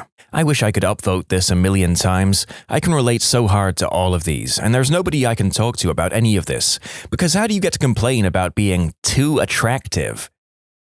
People doubt if you're into nerdy stuff as much as you might say. Plus, a lot of your actions just have all these preconceived notions. People think you don't have any problems or struggles. And we've touched upon the problem of the notion of the fake gamer girl, where people are apparently so convinced that people are single-faceted that they can't accept that someone might have more elements to them than their physical appearance. This comment had some interesting follow-ups. Oh, I totally agree to this. I'm a fairly attractive woman, and when I tell people I'm a software consultant in biotech, they almost negatively judge me. Or there's often the, wow, beauty and brains, huh? comment. Like, yes, just because I'm pretty, it doesn't mean I'm stupid. What the frick? I guess it's just a mixture of one or the other and possibly some envy. You have physical looks and intellectual prowess. That can definitely make some folks seethe with inferiority. That's really their problem, though. Plus the impossible dance you must do. Smart but not intimidating. Friendly but not flirtatious. Helpful but not the office assistant. Talkative but not opinionated. And serious but not abrasive. The list goes on. I'm a woman in finance who's decently attractive, at least fit and plain enough to not be considered ugly, and it's an impossible balance to strike. People seem okay to openly suggesting that everything I have, like an education and fitness and a happy marriage, I lucked into. It feels really difficult to toe the many lines. People feel the need to compete with you, find something that makes you look bad, or show fault. One or two co-workers, same gender, jealous, competitive types, will set out to sabotage your success and your relationships with other people when you're just minding your own business and trying to do a good job. You're the immediate target for psychopath types. I think everyone gets that, not only attractive people. As someone who's been both, it's not the same. When you're attractive, lots of the time people of the same sex or gender will view you as a social and sexual threat to them, and act accordingly. These people are usually just super insecure about themselves. Somehow, being kind automatically equals being flirtatious or interested. People don't think attractive people struggle with their mental health, constantly being shamed or mocked out of jealousy, and people praying for your downfall. Oh my god, this. Anytime I talk to a male coworker, all the ladies will rush after and say the guy has a huge crush on me or his face lights up when you talk to him. I'm honestly just talking to people, male and female, to actually have a conversation. I'm not flirting and there's no intention on my side. I'm just conversing, people. So frustrating. Loneliness. Friends of the same gender avoid you because they're afraid their partners will want you. Opposite gender only want one thing. My best friend in high school became threatened at some point when the pretty scale tipped in my favor.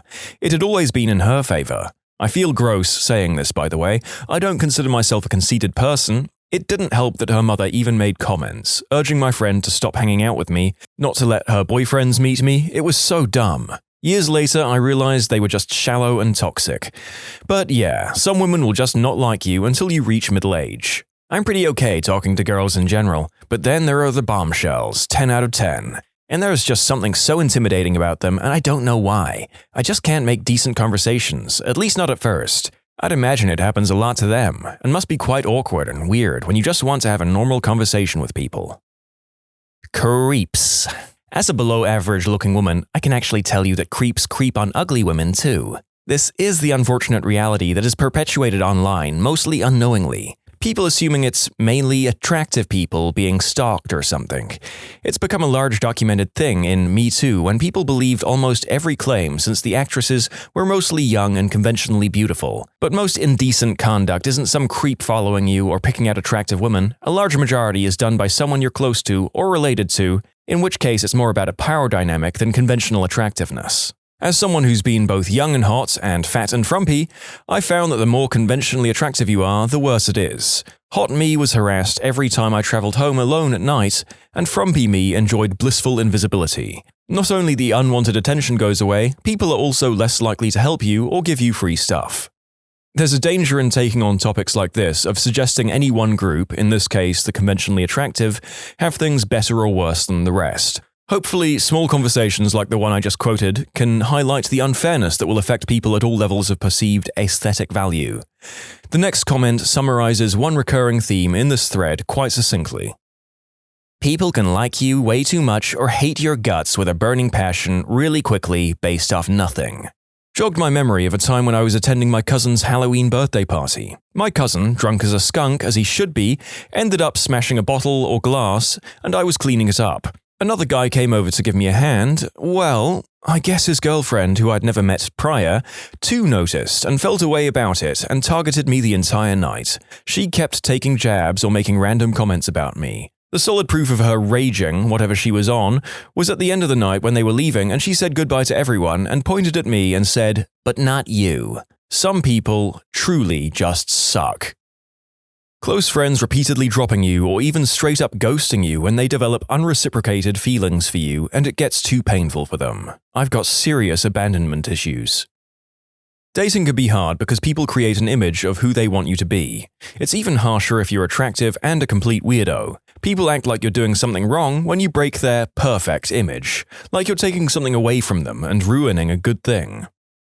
I can imagine it being a con if people think attractive people are only good for their looks and nothing else. If an attractive person is very accomplished, I feel like others would say they got help from being good-looking and that they didn't work that hard. In my experience, attractiveness became a crappy and unfulfilling value. At times when my self-esteem was low, I often clung on to being attractive as if it was all I had going for me, and developed a dependency on external validation and comparing myself to others. People who are or view themselves as less attractive than you treat you like garbage purely because they don't like that you're better looking than them. This one is especially true for women. Achievements that you make or respect you gain, such as getting a prestigious project at work, being put down by coworkers to the boss wanting to sleep with you. For the longest time, I would just lay in bed after work and just wonder why certain coworkers didn't like me. I knew that my personality can't possibly be compatible with everyone, but it bothered me that people I only interacted with in pleasant, passing little conversations treated me coldly anyway. As one example, I would pick up shifts at a location where this woman always made faces and snarky comments about the lunches I brought to work. "That doesn't look good, to be honest." Or, "That smells off, are you really going to eat it?" I had no idea how to respond, and she would tend to ignore me if I talked to her anyway. It was like 10 years later when I finally realized that my small size might have had something to do with it, considering she was a large woman who constantly talked about weight. And that bothered me even more, to be honest, because I agonized for months over what was wrong with me, and it turns out it was my looks? It never occurred to me that it could be something as petty as that, but apparently it was important enough to her to make a nervous 20-year-old feel that much more uncomfortable. I'm treated like an idiot, presumed uneducated or naive, not taken seriously until I prove myself, and my absolute least favorite thing, I can't tell if I'm being pursued for my body or my character. I've also been stalked and the victim of attempted unspeakable act, which supposedly has nothing to do with the way I look, but I've had the urge to completely change so people stop looking at me at all. People never seem to think the partners you choose look good enough, and it's exceptionally irritating that they even expect you to care.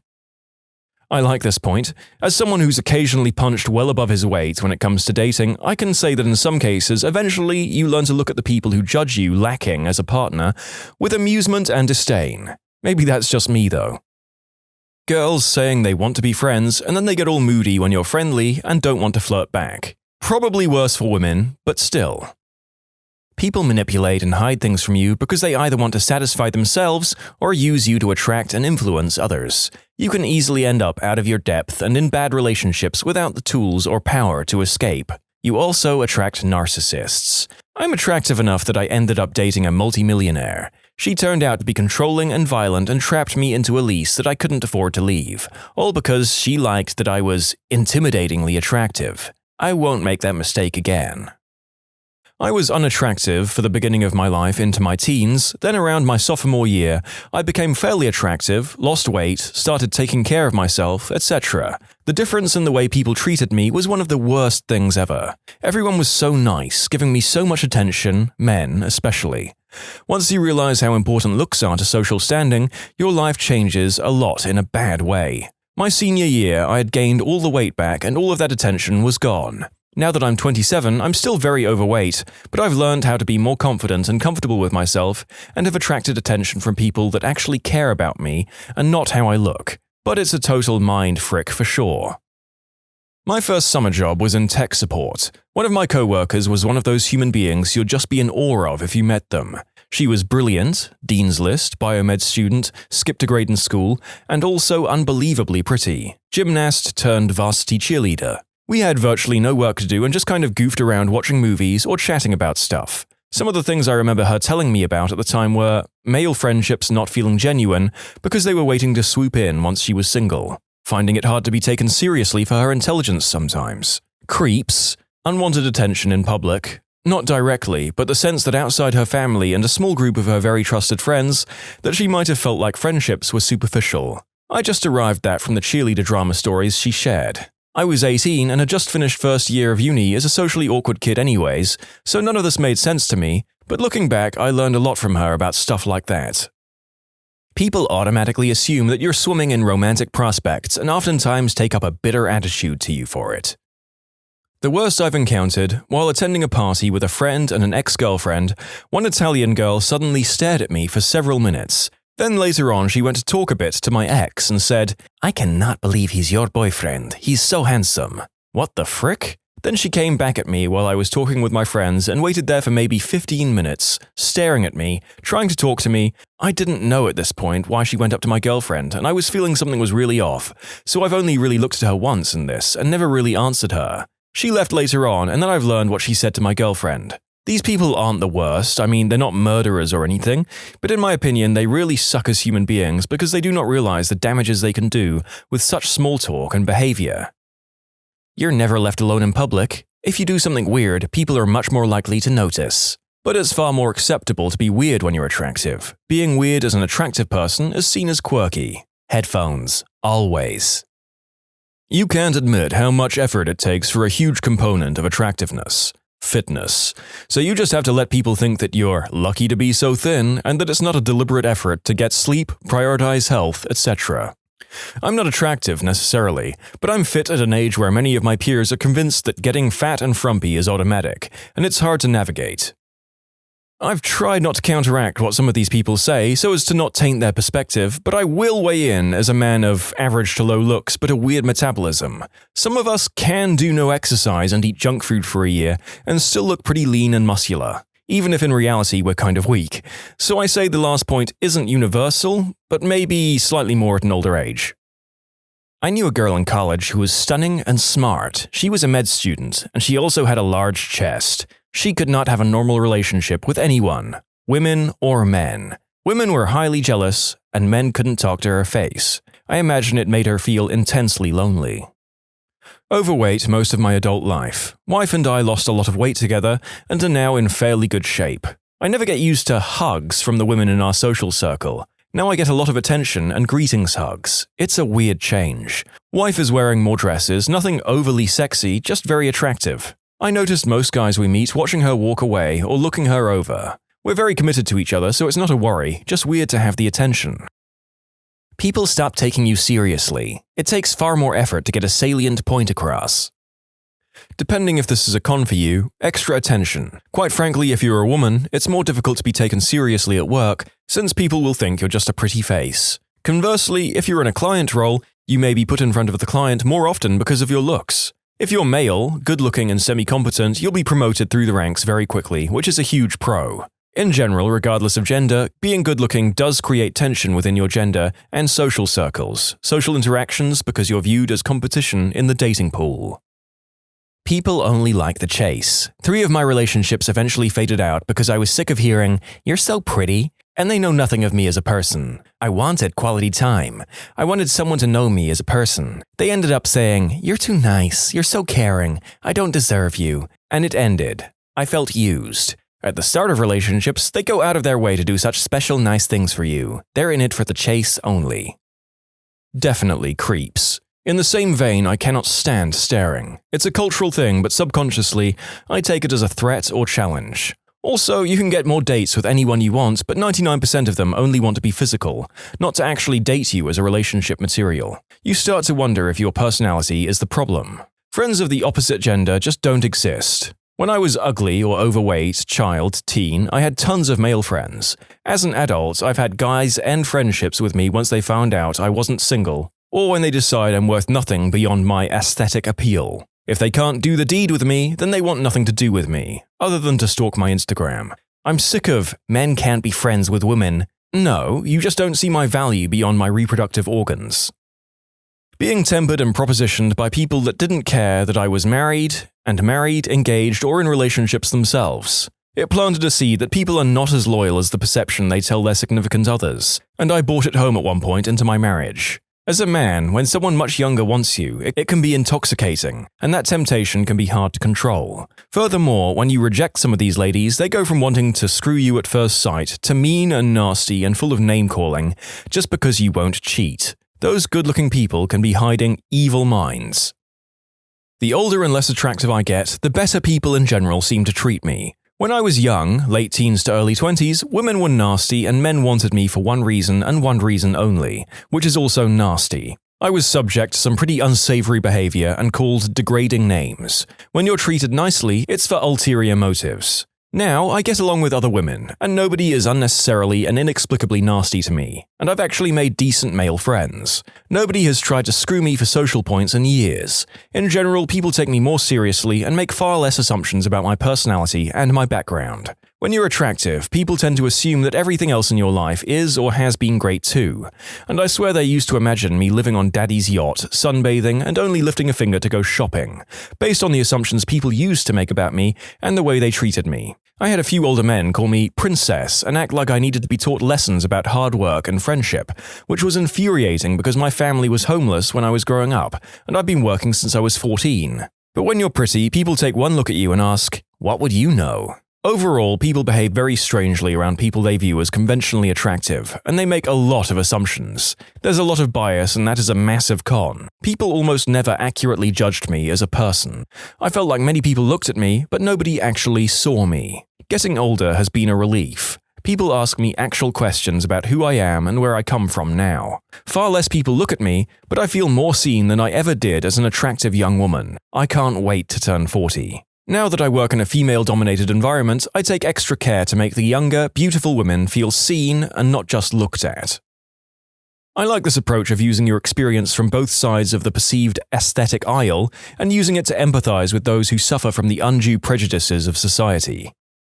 People think your feelings can't be hurt. They assume your confidence is at a 100 and they can criticize your whole look without ever hurting you. Or maybe they want to hurt you for it. And it's difficult to get people to listen to the content of what you're saying. And you can say something insanely profound and be hit with, "Well, you're too pretty to worry about such things." The assumptions people make, that's the sucky part. You're more likely to experience manipulation or be outright preyed upon. For women, people won't take you seriously, and if you marry an unattractive guy with money, you'll probably be seen as a trophy wife by others. Other girls may find you threatening. If you have a friend of the opposite gender, their partner may find you threatening. My job has put me in positions with female models, and the main things I've noticed are a lot of people neg them.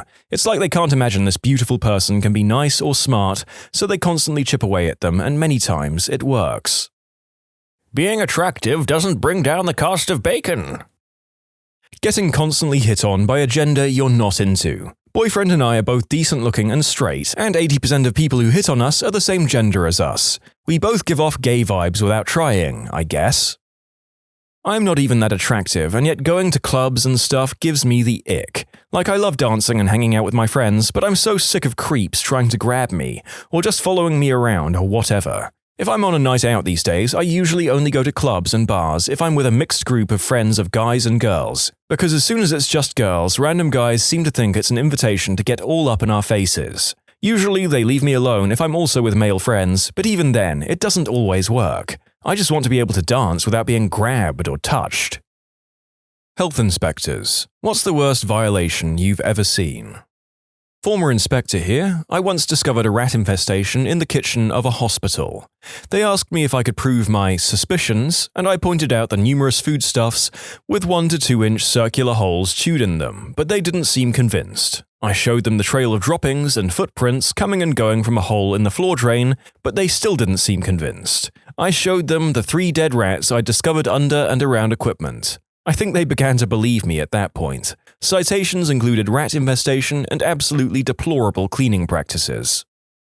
Used to have a job working as an inspector for storage tanks at places like dairies and factories. Went to a cheesecake factory, an actual factory for cheesecakes, not the restaurant chain, to test a milk storage tank. It had just been cleaned and was being prepped to be filled with a tanker full of milk. I noticed the floor of the tank was covered in bleach. It turned out the floor manager couldn't be asked to spend the time sucking out the rest of the cleaning fluid used in the cleaning process and, as a standard, just filled the tank with milk on top of dozens of gallons of bleach. His theory was that there was enough milk to dilute the bleach to acceptable consumption levels.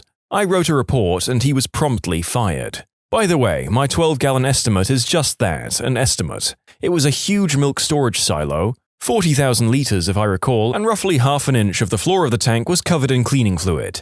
The dilutions we're talking about probably wouldn't have been harmful or even tasteable after being pasteurized and mixed with cheesecake ingredients. But that's also a guess, and it's also not the point. My gosh, you already went through the trouble of cleaning it. What the heck was an extra 5 minutes to properly finish the job? Glad he got fired. It was something to do with the extra attachment he'd need to use for the nozzle, or something. Either way, it would have been an extra 30 minutes of work. Something, had he observed, would have kept his job and a clean criminal record. In 2004, 2005, around that time, I drank some milk that had been in a similar situation. Machine wasn't rinsed after cleaning. I was a toddler and got hospitalized. How often does this crap happen? Worked in a restaurant. Sitting in the office one day, I hear an awful squeaking/shrieking noise. Took me a little while to find the source. The source turned out to be a mouse, stuck in some old spilled pancake syrup under a storage shelf, being eaten alive by the mouse stuck next to it. I have had to edit out the several minutes of gagging and string of expletives that I just uttered after imagining that story. You're welcome, viewers. Did food safety inspection at a large slaughterhouse for a while. We did our own inspections each shift, and the government inspector stopped by once a day too. One day I came around a corner and one of the workers who was running service for the butchers had dropped a ham on the floor. So the proper way to handle this was for him to leave it there and call for a re-inspector to come pick it up, take it out to carve off any contaminated bits, and rinse it in boiling water. Now, it relatively often happened meat was dropped on the floor, it's just very, very hard to avoid it when running in a factory setting with human labor. So this was common. What was uncommon was what the guy did. First, he tried catching it as it fell, which would have been fine. No contact with any surface, and he could have just thrown it back into the tub it had fallen out of. He didn't catch it though, it landed on the floor. Thinking that no one was watching, he tried picking it up and dropped it again. He did this 3 times, so first and foremost, he's not supposed to be touching anything that's been on the floor. It cross-contaminates his hands, and he has nowhere to put the contaminated product anyway. But he did this 3 times and dropped it 3 times. Freshly carved hams can be slippery when wearing vinyl gloves. He then, out of pure frustration and annoyance at the unwieldy ham, dropped down on all 4s and proceeded to pick up the raw, freshly cut, 6-kilo ham by his teeth. Stood up, ham dangling from his chompers, and dropped it into the tub with around 600 kilos of product, and drove off with the tub for processing. He was fired a few minutes after that, and the entire tub of product was discarded. I followed him and let him park the tub before I did a very cliché type of scene. I wish you'd interrupted him while he had the ham in his mouth. Well, yes and no. Had he picked up the ham by his teeth and carried it to the grinder for disposal, technically he had just packed up contaminated product and had to change his clothes and gloves. Of course, carrying anything in your mouth, whatever it fricking is, doesn't fly. But a straight, no prior warning firing? I'm not so sure. Probably though, that wouldn't have been up to me. But when he put it in with the clean product and drove it off to processing, that shows a complete disregard for any sort of understanding of what you should and should not do when working with food. He had made the decision himself even before I dragged him into the office of the shift director. There was no other option. Not a health inspector, but a Chinese buffet near me was closed down because it got a 0 out of 5 in its inspection. I got food poisoning from there once. The staff just got up and left. Locked the door, never went back. All the food was still out and everything. A week later, a man was walking his dog past said Chinese buffet and heard a loud buzzing noise. Looked through the window to see hundreds of thousands of flies had taken to the building as their new home. Was so bad that Pizza Hut next door had to close too. To anyone asking, this was in Gloucester, England. God damn, get a flamethrower in there. Pools that have absolutely no chlorine. Pedicure tubs filters that have never been changed. All their disinfectants were expired. A restaurant that refused to clean up pest feces or urine and refused to properly reheat foods. The kitchen had exposed wood everywhere. Well, it would be exposed if there wasn't a thick layer of grease and no sanitizer. The pools that have no chlorine things happens all the time. As a former pool manager, I can tell you almost right away too when I get unchlorinated water. Chlorine is volatile and will dissipate quickly, especially when it's sunny out. If you're running an outdoor pool and not constantly monitoring the chlorine concentration and the feeds, it will turn into a pond in about 6 hours. At that point, you're just taking a bath with everyone in your town. Also, really shallow baby pool? You can be almost sure that at least once a day it has no chlorine in it. When you're dealing with less than 1,000 gallons, that thing will vacillate like crazy. Well, thank you for that. If you'll all excuse me, I'll just be busy never swimming again in another pool for the rest of my life. In fact, after reading most of these, maybe I'll just never leave my house.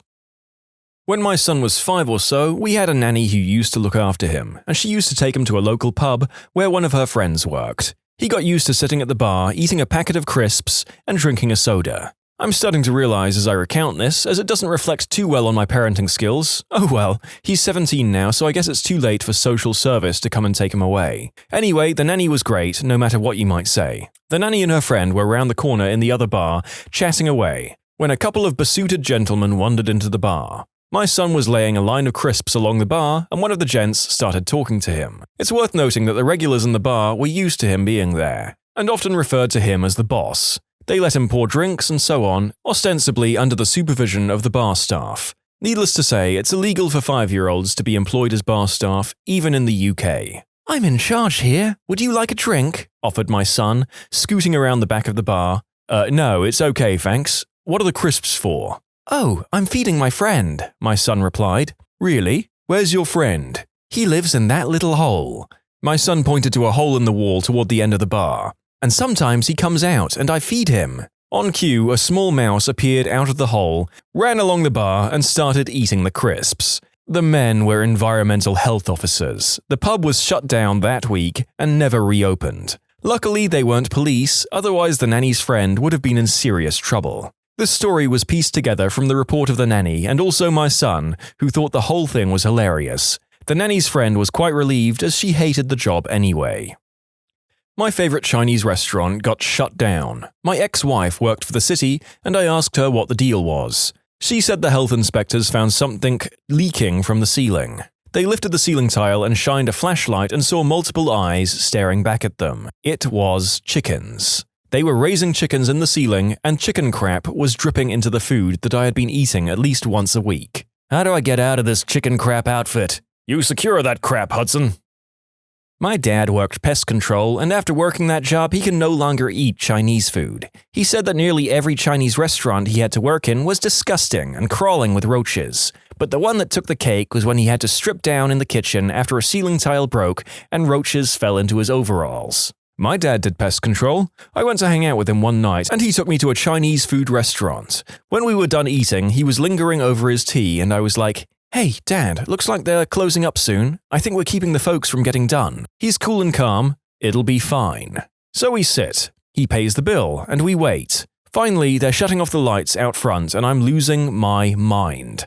I'm horrified, embarrassed, and I'm thinking, these poor people. Finally, Dad stands up and says, "Be right back." He comes back in with his gear. He proceeds to treat the place for their rat problem and the roaches. He gets me to help him carry and move stuff so he can do his job, and doesn't see any problem with this. In conclusion, Pest Control Dad treats a restaurant for nasties right after we eat there. My stepdad used to be a baker in an authentic recreation of an 18th century New French fortress. Because they sell bread to the public, the health inspector came by, and she was ripping into my stepdad for violations like the stonework walls, the doorless entryways, or the lack of mosquito zappers. He pointed out that they were following the highest standards except for things that would destroy the authenticity of his 18th century bakery. The health inspector relented and agreed to give him a pass after verifying the food storage area was secure. They went to the shed, which was a doorless building attached to the bakery. As the health inspector went in, there happened to be an escaped cow licking all the loaves. My stepdad could only say, honestly, this never happens." They passed the health inspection. In conclusion, health inspector witnesses escaped farm animal licking all the bread in a bakery and passes the health inspection anyway. Does your stepdad live in a sitcom? That would explain a lot. Like the laugh track that plays any time he cracks a joke, even if it starts only the two of you in the room. "My name is Cow, and when at night, or when the moon is shining bright, and all the men have gone to bed, I stay up late, I lick the bread."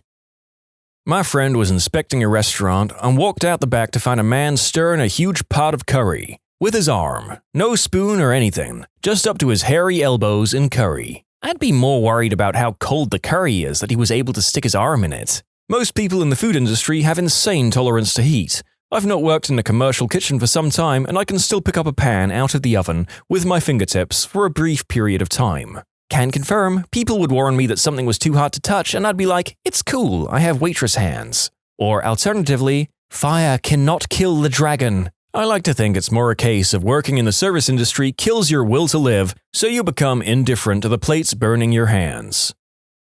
As a man with asbestos hands, I can confirm, coffee machines, kitchens, and hot plates will give you a D&D-style fiendish resistance to fire.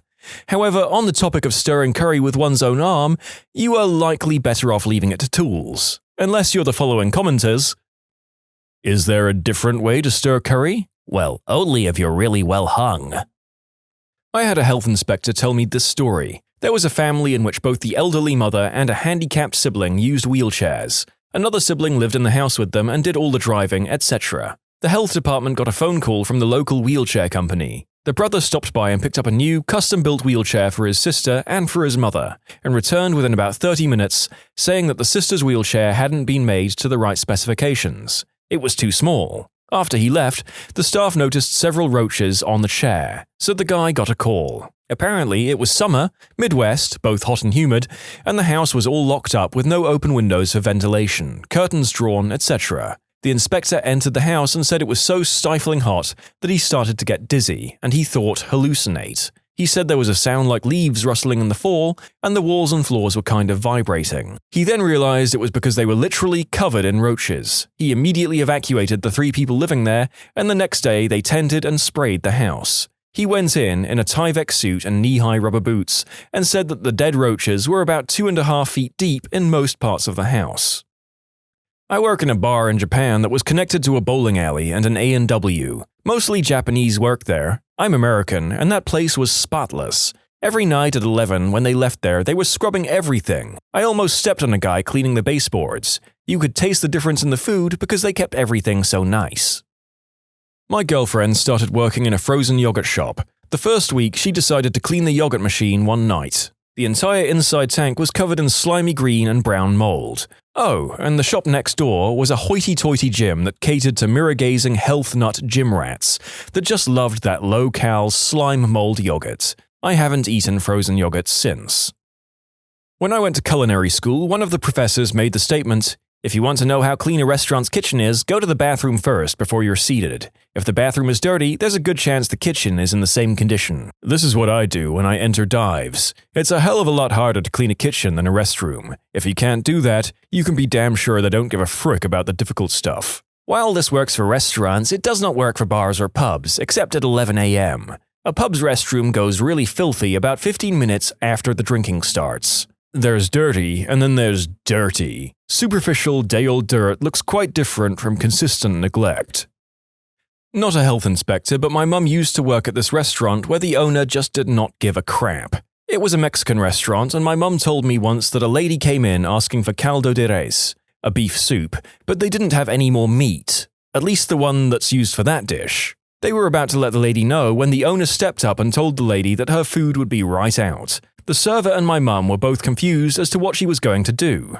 Well, this lady goes and literally digs through the fricking trash and pulls out some beef, some still with bone, and then she ran it through water, cooked it, and served it to that poor lady. My mum says the lady was even sucking the bone and she almost felt sick watching. My mum quit that job soon after. After writing this, I asked my mum again about it, and here is what she said. The bone/meat was not raw, it was left over from people who had ordered the same thing. They'd almost run out of that soup, and all the meat was gone, so they thought they couldn't serve anymore. The owner grabbed the bone from the trash, rinsed it and threw it back in what was left of the soup, heated up for a bit and just served it. Just thought I needed to clarify this.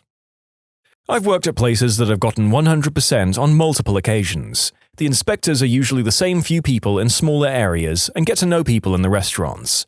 If you have a good reputation, they come in and check the basics, give you a couple of soft infractions and move on. If you have something that is a major violation, they will start to, rightfully, nitpick everything. I'm hearing a ton of horror stories and just want to point out something about my experience. I've worked at places the inspectors were easy on because they knew it was clean and had a good reputation. I've worked at one place that ended up having to get a follow-up and quit it soon after. That was the only time I'd seen anything too sketchy. I also worked at a place that regularly got 100% ratings, and let me tell you, we were not 100%. The owner wouldn't do crap to improve conditions either. mice, several kind of bugs, ceiling literally leaking nasty-ass water, on some areas onto the food prep areas, and once the walk-in cooler broke for an entire 24-hour period, and he said to just keep the food like it didn't happen. If my experience in the restaurant business has told me anything, it's that all restaurants are freaking disgusting. But they won't get you sick most of the time, so if you don't think about it, it'll all be okay. Yep, I've worked in places that honestly were bursting at the seams with unsafe and unsanitary infractions just waiting to happen. Worked in some of them for years and somehow never saw a report on them. I worked as an assistant cook in a restaurant. 2 weeks into the job, I opened a cupboard to get a can of tomato sauce, and I see a huge tarantula scuttling away behind the cans. I told the boss what I'd seen, so that maybe we should get someone to deal with the huge spider living in the kitchen. Boss turns to me and says, "I see you've met Eduardo. Just don't put your hand too close to him, and you'll be good." Later, another cook proceeded to tell me that the spider had been living in there for 2 years and they allowed it because it kept the rodents and roaches away. This is a true story, so know this. Every time you think about swatting a spider, remember that there's a possibility that a friendly spider is guarding your favorite restaurant's food against nasty critters. The spiders in my house and I have a verbal agreement that is pasted onto every generation of spider that takes up residency in my house. You may remain in my house as long as you don't come upstairs and you keep the ants, flies, and other household bugs that aren't you out of my house. I reserve the right to eliminate you and your webs at will without proper notice. I haven't had an ant in 4 years. I've had a few flies, but they seem to only be upstairs where the spiders aren't allowed. I've killed very few spiders. It's a good arrangement. Not a health inspector, but I've witnessed some things at my first job as a set-up waitress at a banquet hall. The head cook had some hairy arms and he always mixed the salad with his hands. So you know that hair is getting in there, and one day we found a used Band-Aid in the salad. I survived the assassination attempt. My stepmother is the lead health inspector for a decent-sized suburban town. While I've never asked what the worst thing she witnessed as part of her job was, I do know that one instance was pretty gross. A truck full of lobsters was traveling down the highway and crashed. The police came and eventually they towed the truck. As a Board of Health inspector, my stepmother was consulted to see if any of the lobsters were viable, and she told them no. The load is a total loss since there were literally lobsters scattered across the highway covered in dirt and sand, etc. Fast forward 24 hours and one of the restaurants in town ran a special, twin lobsters for $19. Apparently the owner of the trucking and towing company knew the restaurant owner pretty well, so they made a deal whereby the restaurant would pay a very discounted price for the road lobsters. The restaurant would turn around and illegally serve the lobsters to unsuspecting customers or sell them out of a truck behind the restaurant. I'm not sure what the repercussions were, but I think they were shut down for like a week. They closed shortly thereafter and now there's a new restaurant there. The towing company lost their contract to tow vehicles and semi-trucks with the town and the state. It's crazy that they didn't think the health inspector would figure it out. It's their job. Mysteriously cheap lobster after a huge highway crash involving lobsters? I thought that there would be insurance for things like lobster crashes. And now I realize how ridiculous that was as I typed it. Never mind. You aren't covered for lobster crashes on your insurance plan? Weird. Insurance agent here. If you buy lobster crash insurance, we will find a way to not pay anything at all. It was an act of cod. Close enough. Talking 10 years as an inspector. Most dangerous is usually not the most disgusting. I've seen entire walk-in coolers at 55 to 60 degrees Fahrenheit, and the staff didn't even notice anything wrong. I've seen piles of mice that died getting stuck in grease behind the fryer. I've seen staff throwing raw burgers within the grill, then making a salad right after with their bare hands. I've seen squirrels and birds roaming freely inside a bread manufacturer. The stereotypes, unfortunately, are true. Chinese restaurants are almost always filthy. The most common critical violation? Dish machine not sanitizing properly.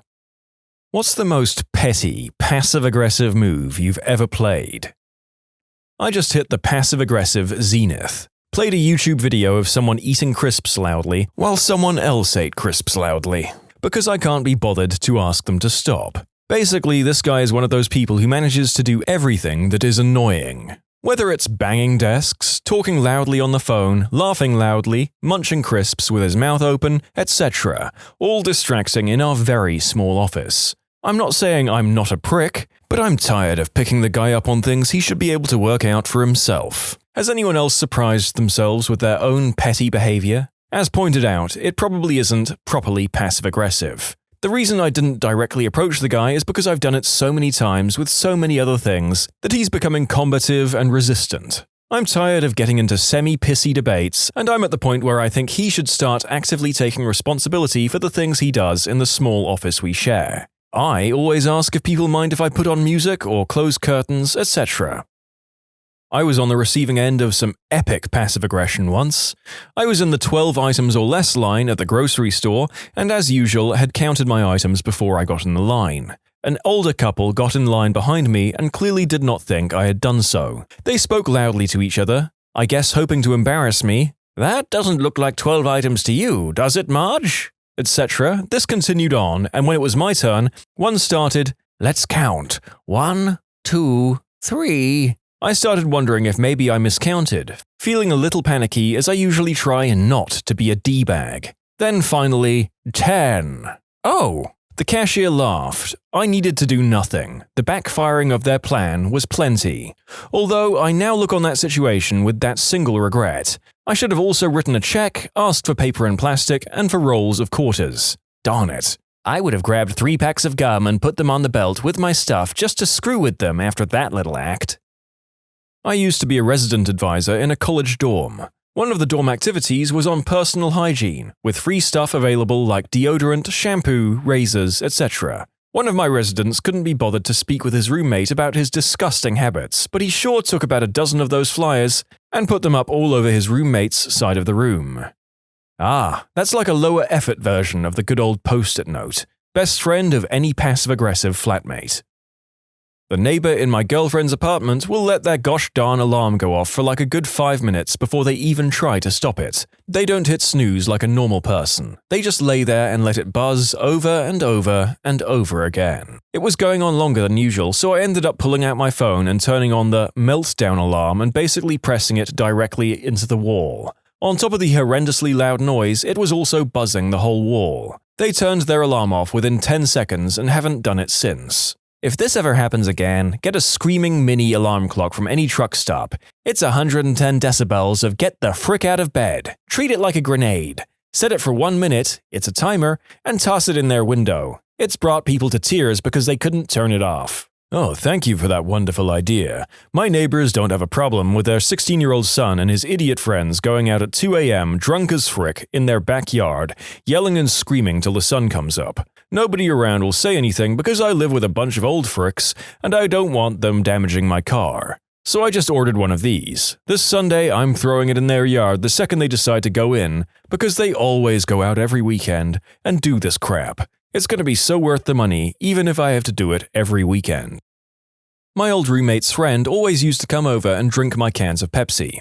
I'm on a pretty tight budget, but like to treat myself with said cans, so you can imagine how upset this made me. One day I hid all the cans but one, which I coated with nail biter. The second he realized something was wrong, he poured himself a glass of water using the only glass on the drying rack, the glass coated in nail biter. I live on a typical American suburb street. My neighbor just got a new job with a company-provided vehicle. He has a 1-lane driveway, so he parks this huge work van in the road, directly in front of my house. It's all I can see when I look out the front window. I casually mention it to him now, so that he could park it in front of his house and not mine. He just chuckles to himself and starts talking about something else. For the next week, I parked my car in front of his house to see if he enjoyed looking at my car every day. Luckily, he got the message and now parks in front of his home and not mine. Something similar is happening where I live. I live at the end of a cul-de-sac in the corner, and the guy in the middle of the end parks one of his cars outside his house, blocking our driveway to the point where we have to snake around his car in reverse. Meanwhile, his other car sits in his driveway that is thin but long enough for 2 cars. Did I also mention that both he and his wife are retired and rarely leave the house? We have other neighbors with similar situations, so everyone keeps moving their cars like a game of chess to park in front of each other's houses to annoy each other. They are all gradually getting more and more teed off with each other, and just when they are at the tipping point, I'm soon to be adding a new car to the scenario. I will park it in the worst place and watch the drama. Skip passive-aggressive, go fully aggressive. Buy a beta car, spend under $500.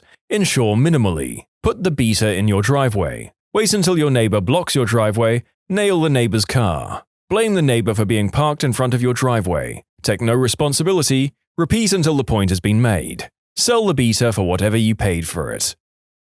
I blow kisses to angry drivers. I'm a guy.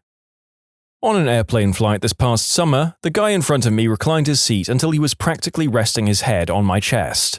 I politely asked him if he would please put his seat up. He just looked at me and said no. I then turned my air vent on full blast aimed right at his face. When he reached up to adjust it, I pushed his hand away. "Excuse me, that's my air vent. I like it that way." He ended up leaning forward the entire flight, but left his seat reclined practically to my chest. We were both uncomfortable the entire flight, but neither of us would give in. As my wife put it, "So this is what happens when an inconsiderate butthole meets a passive-aggressive pee-pee." Later, several people have called bullcrap on my claim that the seat tilted back all the way to my chest. I'm 5'10" and my legs aren't long so that my knees will touch the seat in front of me. For that reason, I don't usually have a problem with people in front of me leaning back. I don't really enjoy it, but it's not a big deal. I don't know if this guy's seat was broken or if it was some sort of sleeper sofa unit that belonged in a long-haul flight or what, but I ended up looking down on that guy's face like I was his dentist. It sucked.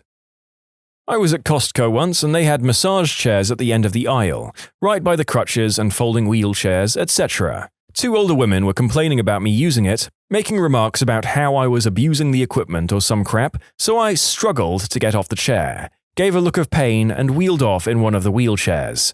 I kept one of my hands shaking and went right past them. Their faces were one of the best things ever. In conclusion, used muscular dystrophy to screw with someone. Oh my god. I think the most perverse part of this account is that even from the way the author has written it, I'm not 100% sure one way or the other whether they actually have that particular disability or any disability at all. I just hope the ladies in question feel terrible regardless.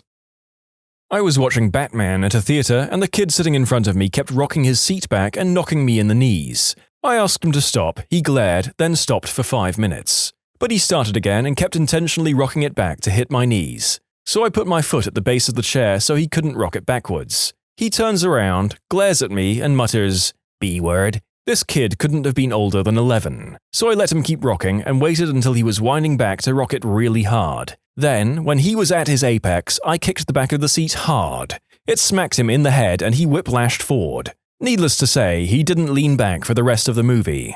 In conclusion, I kicked a kid in the back of the head, and I'm not entirely certain what passive-aggressive means. You delivered the kick that the kid needed, but not the one he wanted. Some men just want to watch the chairs rock. He merely adopted the chair. You were born in it. Let me tell you how I got this whiplash. When you lean back, you have my permission to die.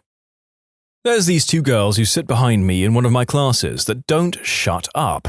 No matter what my professor says, they always have to talk about it between the two of them. After doing this, it's always leading into longer discussions between them. It's freaking annoying because I'm actually interested in what my professor has to say. He tells some pretty interesting stories. One day, I'd had enough of it. When they started talking again, I took my laptop out and made a new Word document. I made the font large enough to where they'd be able to read it and typed 4 simple words. Shut the frick up.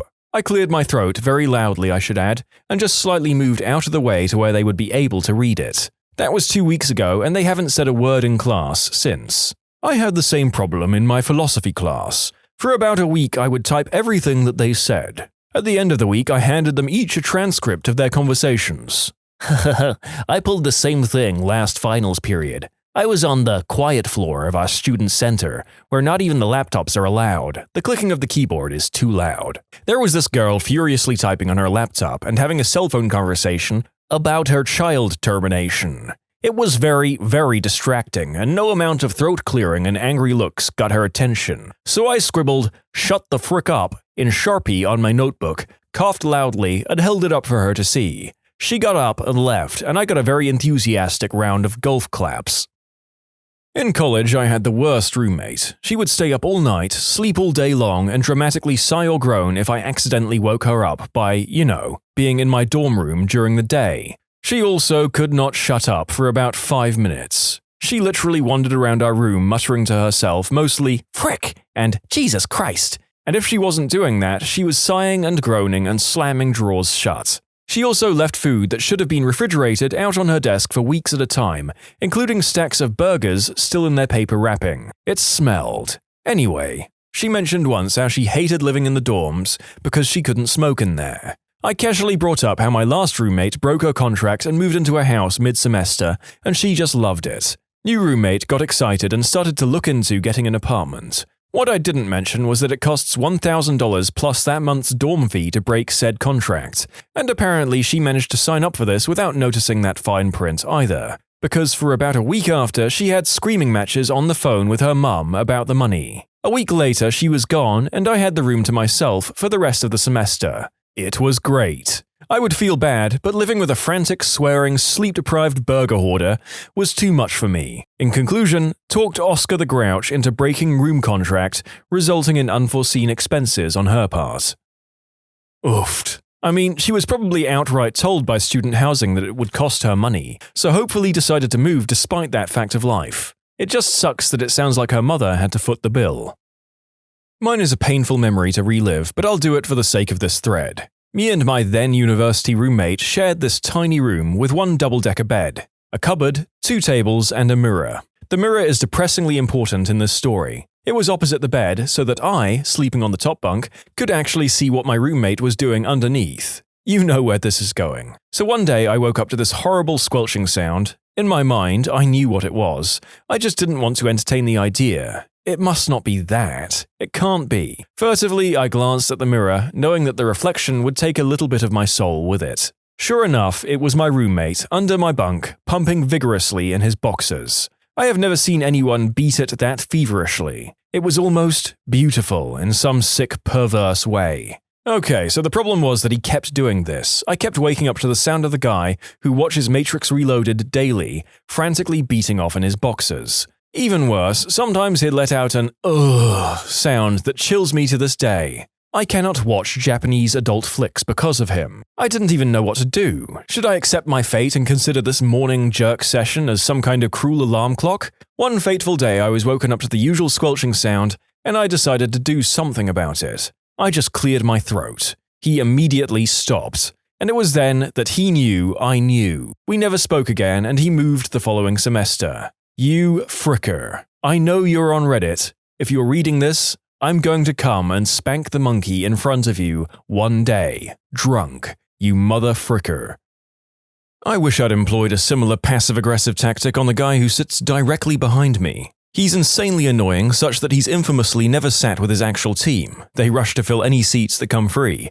And there's a long list of people who've said, "If you sit me near him, I will quit. Seriously." Highlights include, he seems to have old smoker's lung/throat problems, such that his voice always escapes as a gurgled squeal. He can't help that, but he shouts, of course, so it's akin to sharing the room with a banshee. He spends hours per day cramming Bombay mix into his mouth. He then chews it with his front teeth for maximum crunch volume. He'll still use the phone or shout at people while eating. Farts openly and often. Has an incredibly loud and annoying SMS received tone, which needless to say is triggered several times per hour, sometimes many times a minute as he conducts some sort of his extracurricular activities exclusively by SMS. Of course, his desk phone habits are annoying too. Keypad tones set to on, volume set to max, and he opens many conversations using the speaker setting.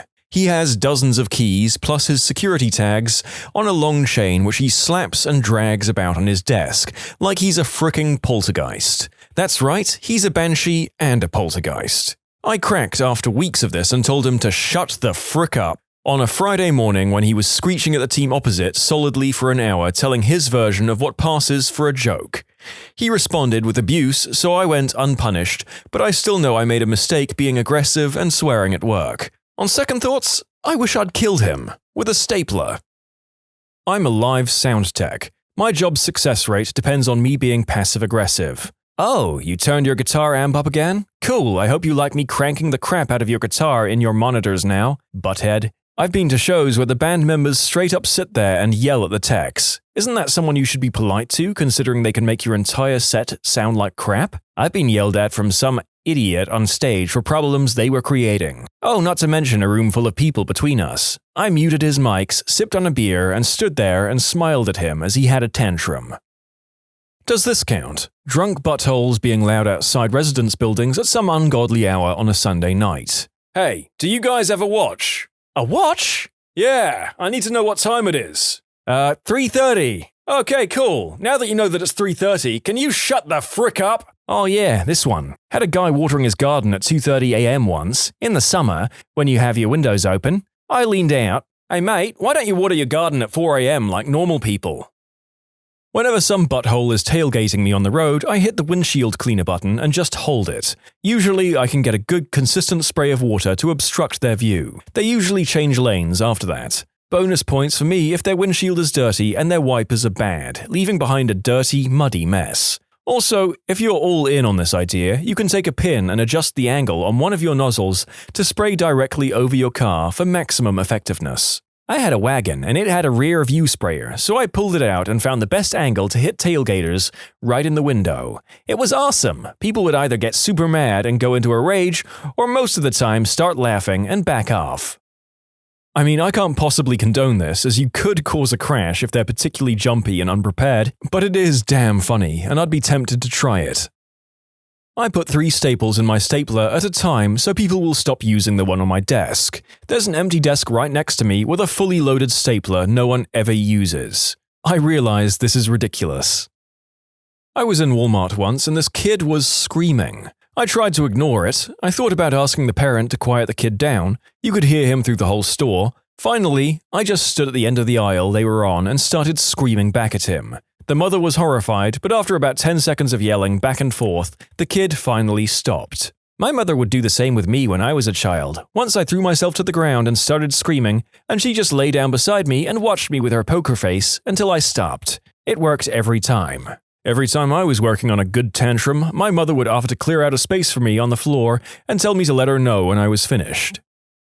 The residents at the pool I work at complain about everything, making the shifts that my co-workers and I work extremely trying on our patients. It eventually got to the point where a number of residents petitioned to get one of the guards written up because she was sucking a lollipop in an inappropriate manner while on stand. As head guard of the facility, all of these complaints went to me. Eventually, I got sick of this and took action. What the residents didn't realize up until about halfway through the summer is that the pool they use has a number of small rules that no one really acknowledges, because honestly, it's not worth anyone's time to enforce them. These rules include things such as enforcing designated areas to eat and a sort of blanket ban on alcohol. From July 25th on, under my authority, every guard was required to reprimand all residents on every single infraction, in order to give them a taste of their own medicine. I can honestly say there is nothing more satisfying than having one of my guards stop a hated resident from enjoying a few drinks with whoever they're with, and then looking them right in the eye and just absorbing their hatred. It's sublime. When I was pretty young, maybe 13-ish, my younger brother, 11-ish, kept frustrating me by stealing my CD player, and I was out for clever revenge. We had a CD recorded by a band from the local church called Flying Sheep. Something something Jesus and flying animals, you know the drill. The first track of the CD was 45 seconds of sheep noises. When he went to sleep, I snuck into his room quietly, located my CD player, set it to loop track 1 and turned the volume way down. About every 5 minutes I'd sneak in again and turn the volume up a little more. I did this for about 2 hours until there was nothing but bleating sheep at full volume about 4 feet from his head. My brother slept like a log, so he slept for the whole 7 hours, with sheep noises beamed directly into his brain. He woke up pretty angry. Apparently he had dreamed about trying to herd aggressive sheep all night long. Sweet revenge. If someone is really annoying me with what they're saying, or chewing loudly, smacking gum loudly, or making annoying drum noises with their mouth, I will sometimes turn music on and slowly turn it up to the point where I can't hear them over it. Sometimes I will even look them dead in the eyes while I do it. Well, that's better than my sighing tactic. Bravo! Whenever my roommate shaves, he always leaves little bits of hair in and around the sink. As other people's hair has always made me cringe, I repeatedly asked him to stop, but there would always be hair in the sink. So I waited. For 3 months, I grew my pubic hair to the most glorious length it has ever been and shaved it all off into the sink, and left it. I haven't had any problems with my bathroom since then. In conclusion, a wild bush appeared.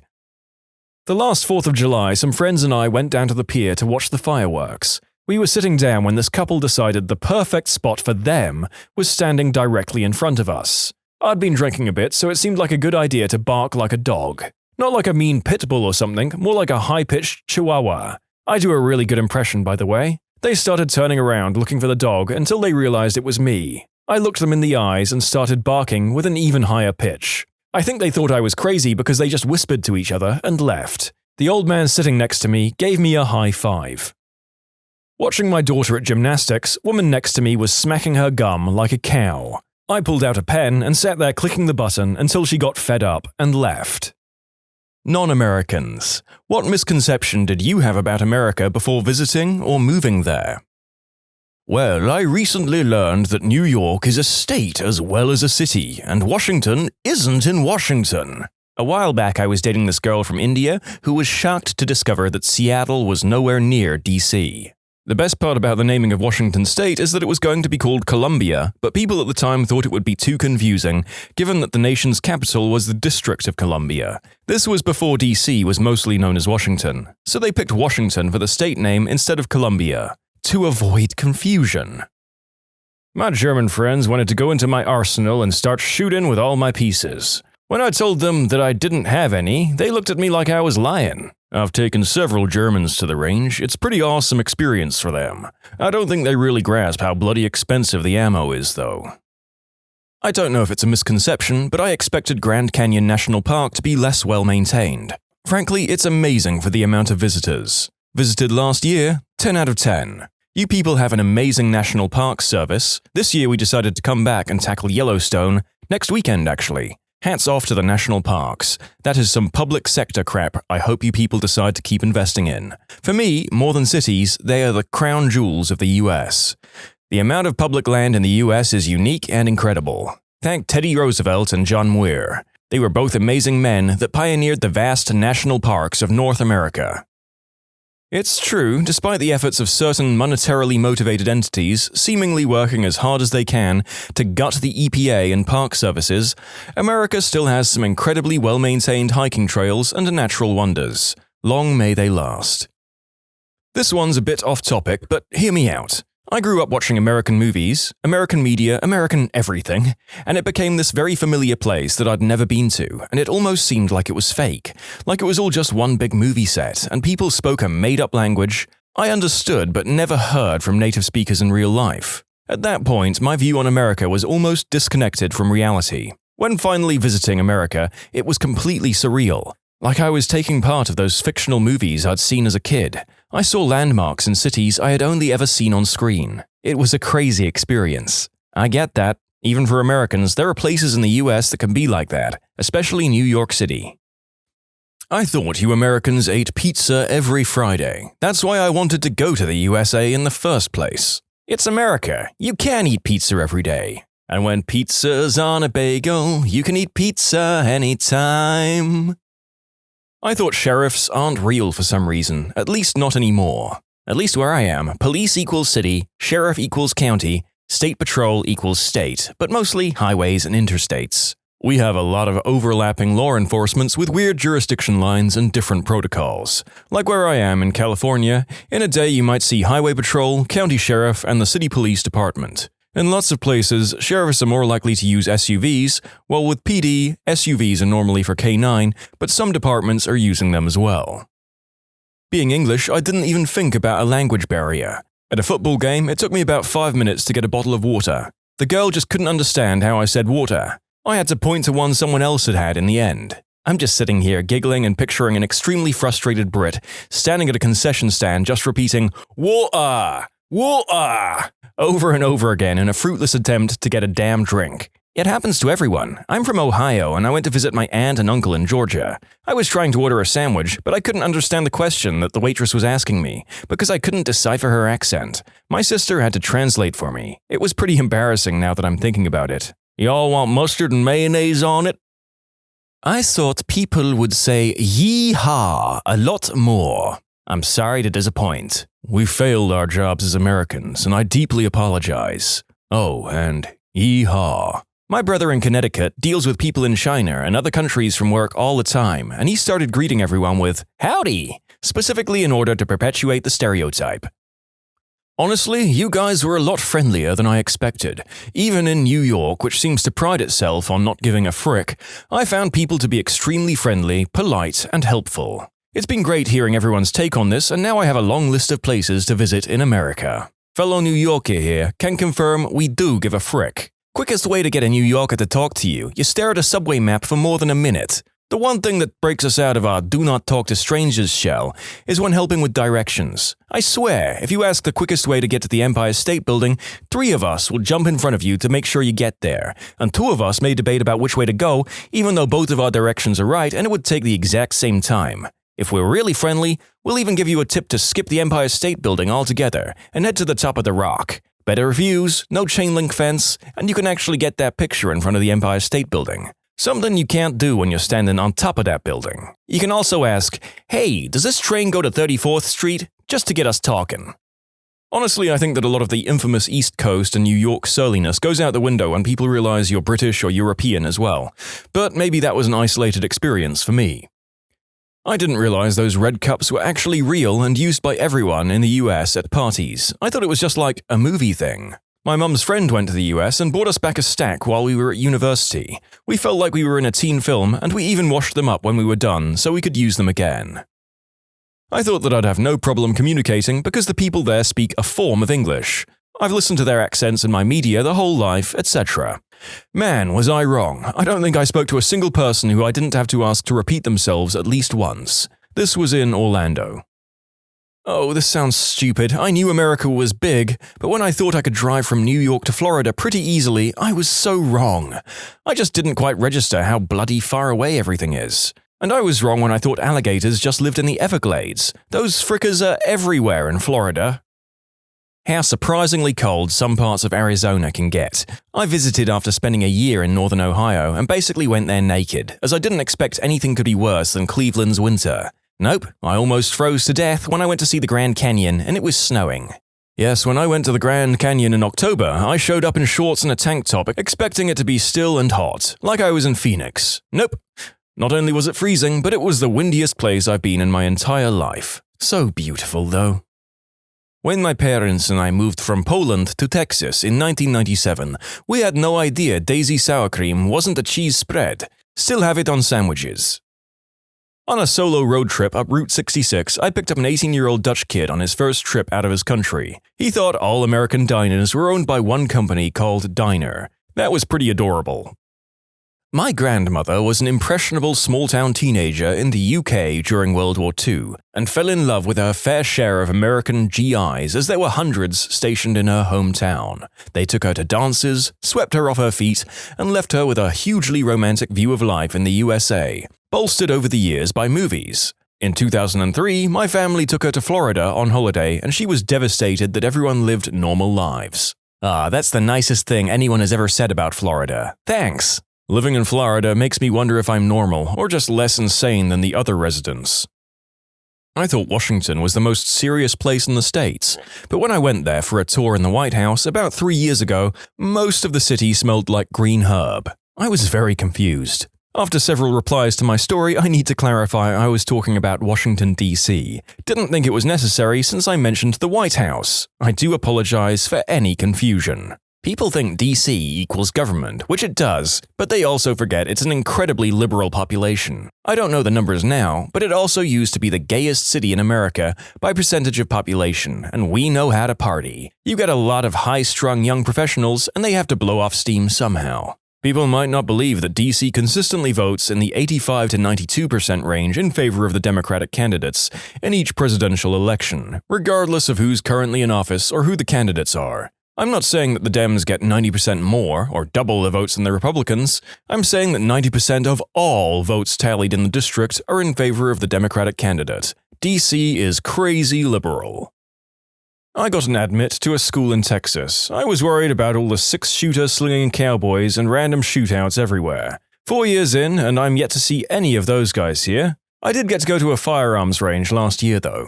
I had an exchange student from Europe recently, and he said his mom said she'd be happy as long as he ended up anywhere in the US except Texas. I live in New Orleans, like in the city. His mom was still happy it wasn't Texas. He said he'd fill her in on the actual danger to him in New Orleans versus Texas when he went home. I visited New York City and had the expectation that everyone would be rushing around and keeping to themselves, but people were so friendly. Like several times a day, girls stopped me in the street simply to say something nice about my hair or outfit. I just found it really strange, but nice. I'm from London, UK, and I guess I'm just used to people avoiding eye contact or talking to strangers. The only downside was the catcalling was heavy and more aggressive than I've experienced anywhere else. I've only been to New York City, LA, Vegas, and Florida, but I've generally always found Americans to be really pleasant and polite. I've had to rethink just how antisocial we are in a lot of Northern European and British cities. Perhaps even if New York is unfriendly by US standards, it's still worlds ahead of Britain in acknowledging people around you.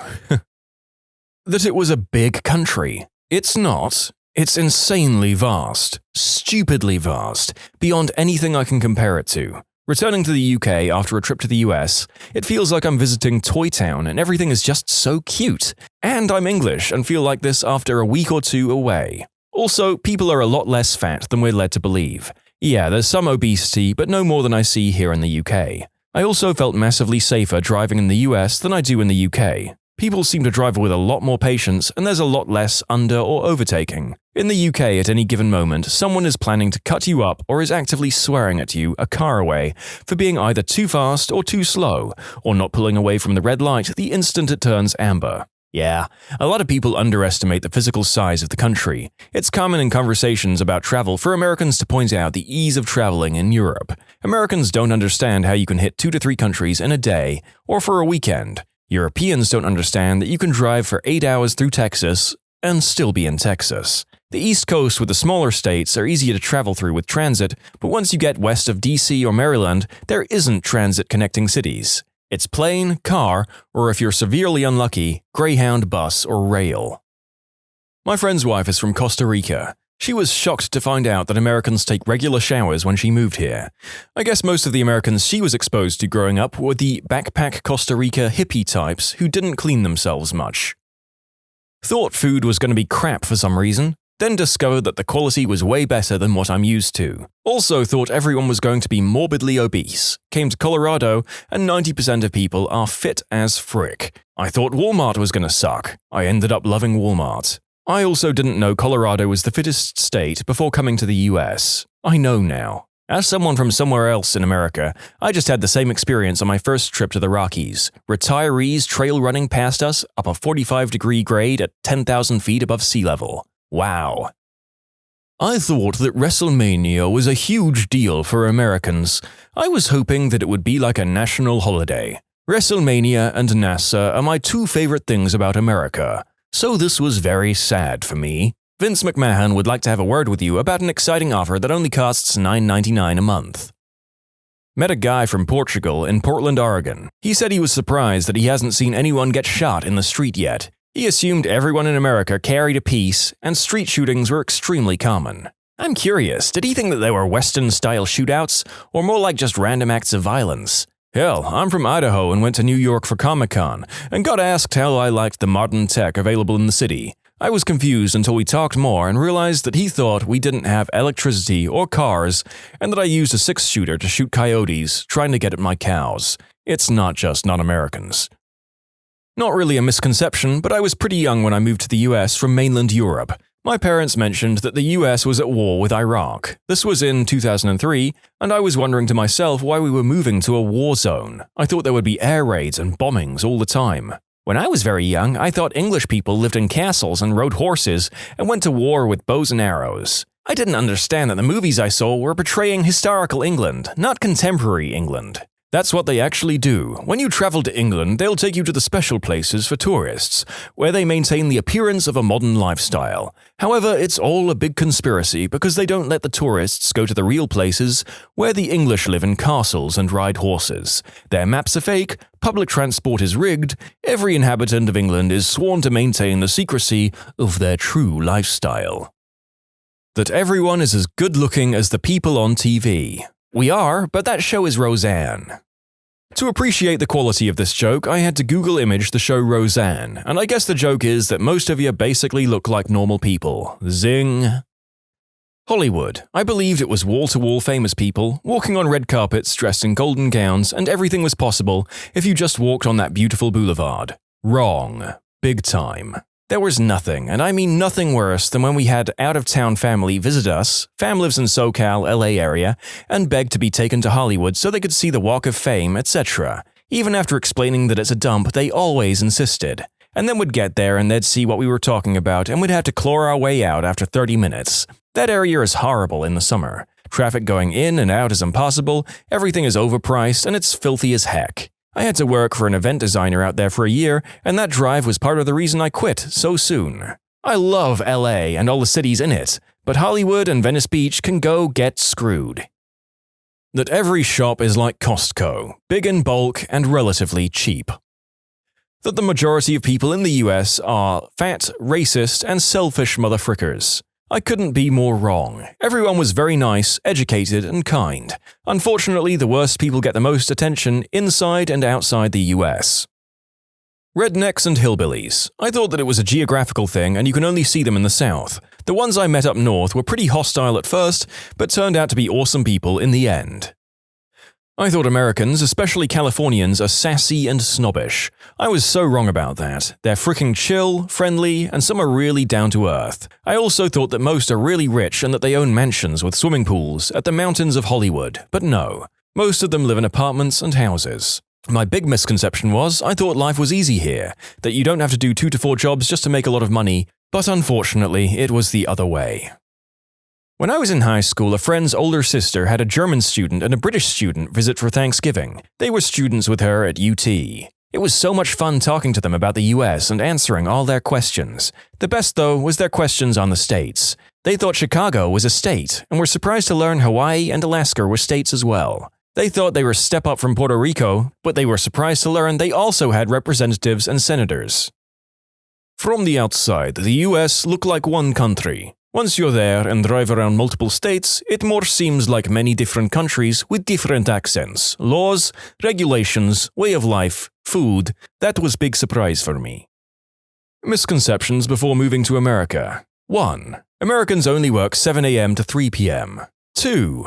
No one works after 12 on Fridays. 3. Americans take a lot of vacations, summer plus Thanksgiving plus Christmas. After moving to America, 1. Everyone is working their butts off. 2. The concept of fixed hours is fuzzy, people log in early and late to get to important stuff at work, and 3. Americans are not getting much time off. Most are not even using their vacation days. I was told the typical stuff before going to the US the first time. The TSA are buttholes, everyone carries a piece, and people are hella unfriendly. I saw more pieces in Schiphol in Amsterdam than I did in O'Hare. Seriously, police with MP5s about every 30 feet. Dogs as well. Very weird. Also, O'Hare freaking stinks. Worst airport in the world. Anyway, yeah, I realize mileage may vary with the TSA, but everyone was friendly, interested in my trip in a good way, and helpful. No issues. Spoke to a police officer like an hour later, super friendly and helpful as well. I was starving, he showed me a good place to eat, and had food himself as well. We talked a bit while eating. Cool guy. Everyone was super talkative and friendly in the US. The talkative part is weird, coming from Sweden. I got compliments on my shirt within an hour of leaving the airport after my second in-country flight. That would basically never happen in Sweden. People here dislike social interaction. In the US, it was like free-for-all talking, joking, and complimenting each other. It was nice. As a resident Swede, this is all completely true for those of us who visit the States from here, as I've alluded to in my previous comments. Having strangers talk to you in a friendly manner is genuinely mind-blowing to us who live here. I've lived in the US permanently since 2015, but I've been coming regularly, 3 to 6 month visits, since 2010. As an Englishman, I signed up for the 2 main stereotypes pre-2010. 1. That all Americans are incredibly obnoxious and loud in public. 2. That everyone in America is a mixture of stupid and fat. Since then, I've evolved my thinking, to say the least. 1. They're really not obnoxious, nor are they loud in public. English people are just painfully awkward and shy, hence the crappy handshakes, the lack of eye contact, and the "speak up, you bellend" mumbling of words in public. Trust me, you start to notice this behavior when you've had something to contrast it with. 2. Obviously there are stupid people here, but that is true of any country. It's worth pointing out that I've yet to meet a group of people or a set of individuals as stupid or as cringe-inducing as the people I grew up with in the northwest of England, and I've travelled throughout the south and gone from coast to coast. For instance, I've never once had to explain what a bachelor's degree is in the good old US of A. That was a weekly occurrence after I graduated uni in England. The fat thing is also a bit of a reach too. Americans are typically more health conscious from my experience. I officially became an American a few years ago, but before I first came to the country, I used to believe that American streets would be cleaner than clean and paved with gold. I'm originally from Jamaica. Our streets, back then, were not always as presentable. Then again, it also depends on which area of Jamaica you resided, worked, etc. Anyway, I thought American streets or roads were yellow brick road immaculate. Not sure why I believed that, it wasn't true. They're just as normal as other streets. But I tell you what, it blew my mind when I first saw a street sweeper. That was awesome. I ran into some dude outside of the States that asked me why Americans eat dogs. After maybe not understanding my "what the frick" look for a while, he then asked what hot dogs were. So at the very least I was able to explain, in freedom terms, what God's gift to man is. Hot dogs. What's the worst thing a protagonist ever did in a children's movie or show? Tink in Peter Pan is an absolute monster. She tried to get the Lost Boys to murder Wendy. The whole film is full of aberrant morality. I mean, that's relatively on the low end of her atrocities. She sells out Pan and the Lost Boys to the pirates because of her hatred and jealousy. In the book, it's even worse because the pirates aren't buffoons, but highly competent and malicious. Smee isn't as much of a lovable idiot in the original. He's a sadistic torturer whose sword is called Johnny Corkscrew because he wiggles it in the wound after shanking someone. He's described as a genial man who's not as severe as the other pirates to the kids, but he's also described as one who would stab with no offense. Don't forget Peter Pan was a monster too. He'd teach kids how to fly, but never how to land, and they'd just fly until they starved to death. Lab rats. The dad/inventor kept the kids in cages, and it wasn't until he married and got a stepson that they got rescued. Then everyone was, oh well, good times. Honestly, a lot of Disney shows and other kids' shows have creepy undertones like this. This won't make much sense to anyone who's never watched the show, but I'll never forget an episode of Wizards of Waverly Place where Alex makes a new friend that turns out to be part of this underground uprising against the unfair rules on who gets to have powers. She seemingly joins her, only to find out she was actually tricking her so she could turn her into the authorities. They act like this was a huge, brave, and heroic thing she did, and that the people fighting against unfairness were those evil people who deserved to be punished. Basically, the message was that you should never question authority, and those who try to stand against unjust laws should be turned in. It really creeped me out. Oh, it turns out I misremembered that last part. It's actually worse than that. She freezes her to give her powers to her brother, and then Alex's little brother Max knocks her over and shatters her as the laugh track plays, and they act like it's no big deal. They literally kill her and shrug it off. Man, the people who made that show are messed up, especially making it a kids' show. Princess Poppy in the Trolls movie. The whole problem and everyone nearly dying was all because she couldn't accept and let someone be happy not singing and dancing. I think they handled her better in the second film when Branch outright tells her she's not listening to anyone and making things worse. The Fat Controller in Thomas the Tank Engine bricking up Henry the Green Train. All Henry wanted was a coat of waterproof paint or a break from the work till the rain stopped. Nope, brick up the tunnel and take up the tracks. Frick you, engine, you work for me. Is the Fat Controller really the good guy? The trains are enslaved and taken to the junker's yard if not really useful. Dude is worse than that Grandpa Joe. Ha ha ha, laughed the Fat Controller. You are wrong. There are a lot of downright concerning implications of the Thomas verse. These talking, thinking, feeling creatures are often subjected to downright dangerous work conditions and punished terribly if they voice dissent. That show haunted the young narrator once upon a time. Agent Black from Johnny Test casually and nonchalantly says, "I blew up Malaysia." Also, what I find funny, blowing up Malaysia only gets them down to the level of police officer. Here's my entry to help get conversation going. In the 2005 Disney movie Chicken Little, the school bully, Foxy Loxy, gets teleported by aliens and suffers brain damage resulting in a massive personality change. When the aliens move to return her to normal, Runt of the Litter stops them, saying she was now perfect. It's then implied the two become romantically involved. Let's not forget Buck Cluck being a really crap father to Chicken Little. Frick it, this whole movie just sucks. I don't think it would be remiss to say, frick Buck Cluck.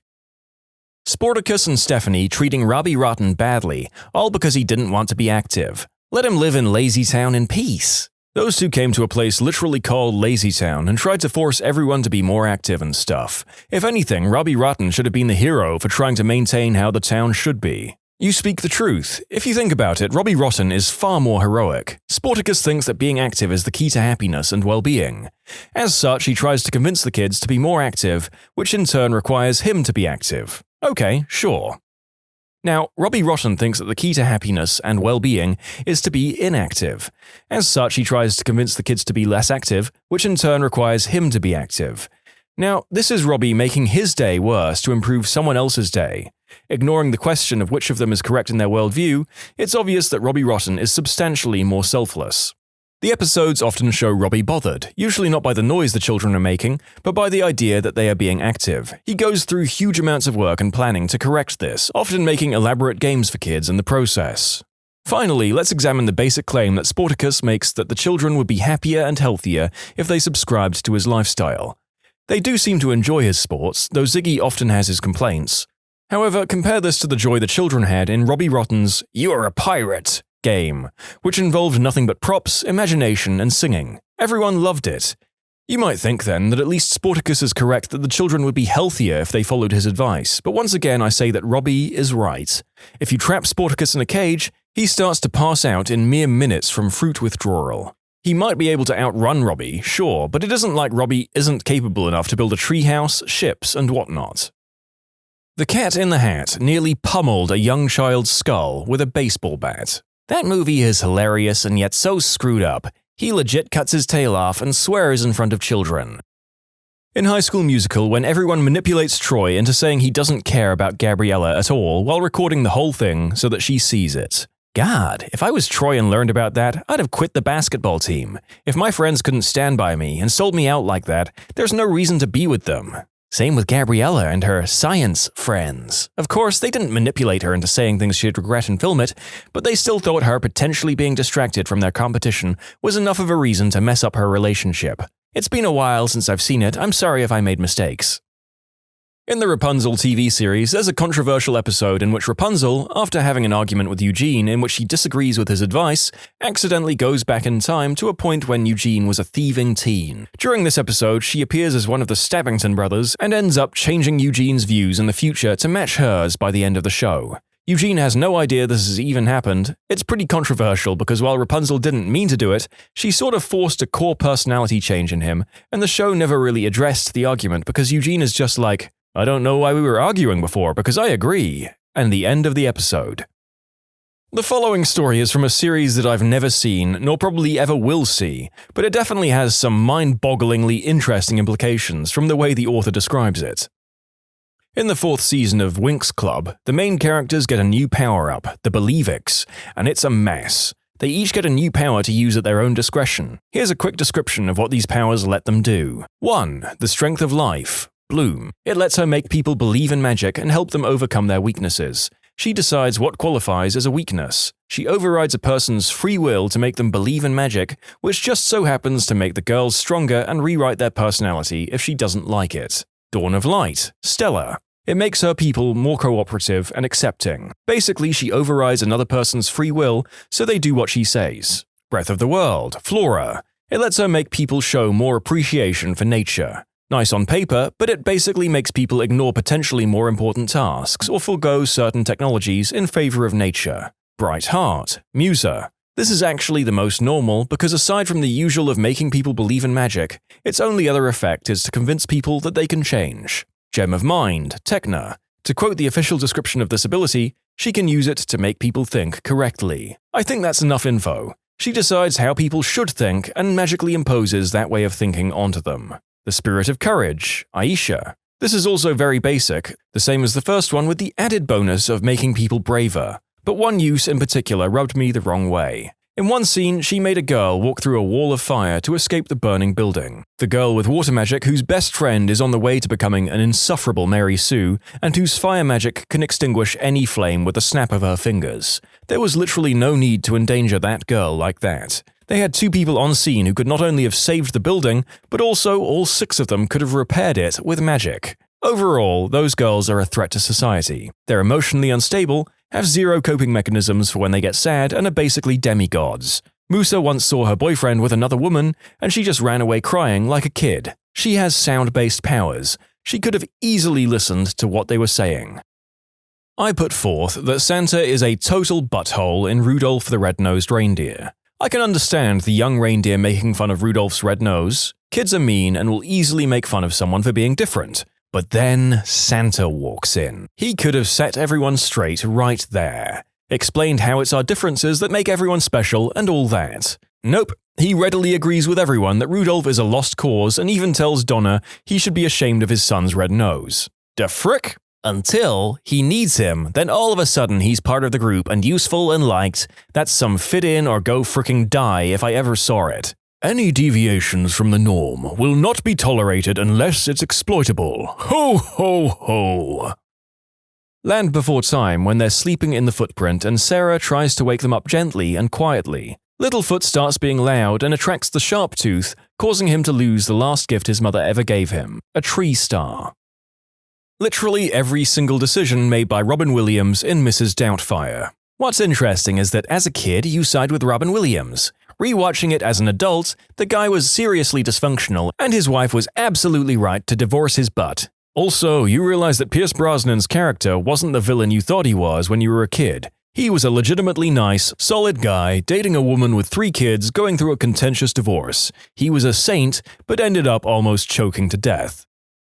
Batman shutting down a machine that was turning Matt Hagen, aka Clayface, back into a human because he was using an experimental thing stolen from his company. I never hated Batman more than that moment because the animated series Clayface is the most tragic fricking creature of a man there ever was. Ron Perlman always made me cry when he had that first moment where he says, "I'm not even a man."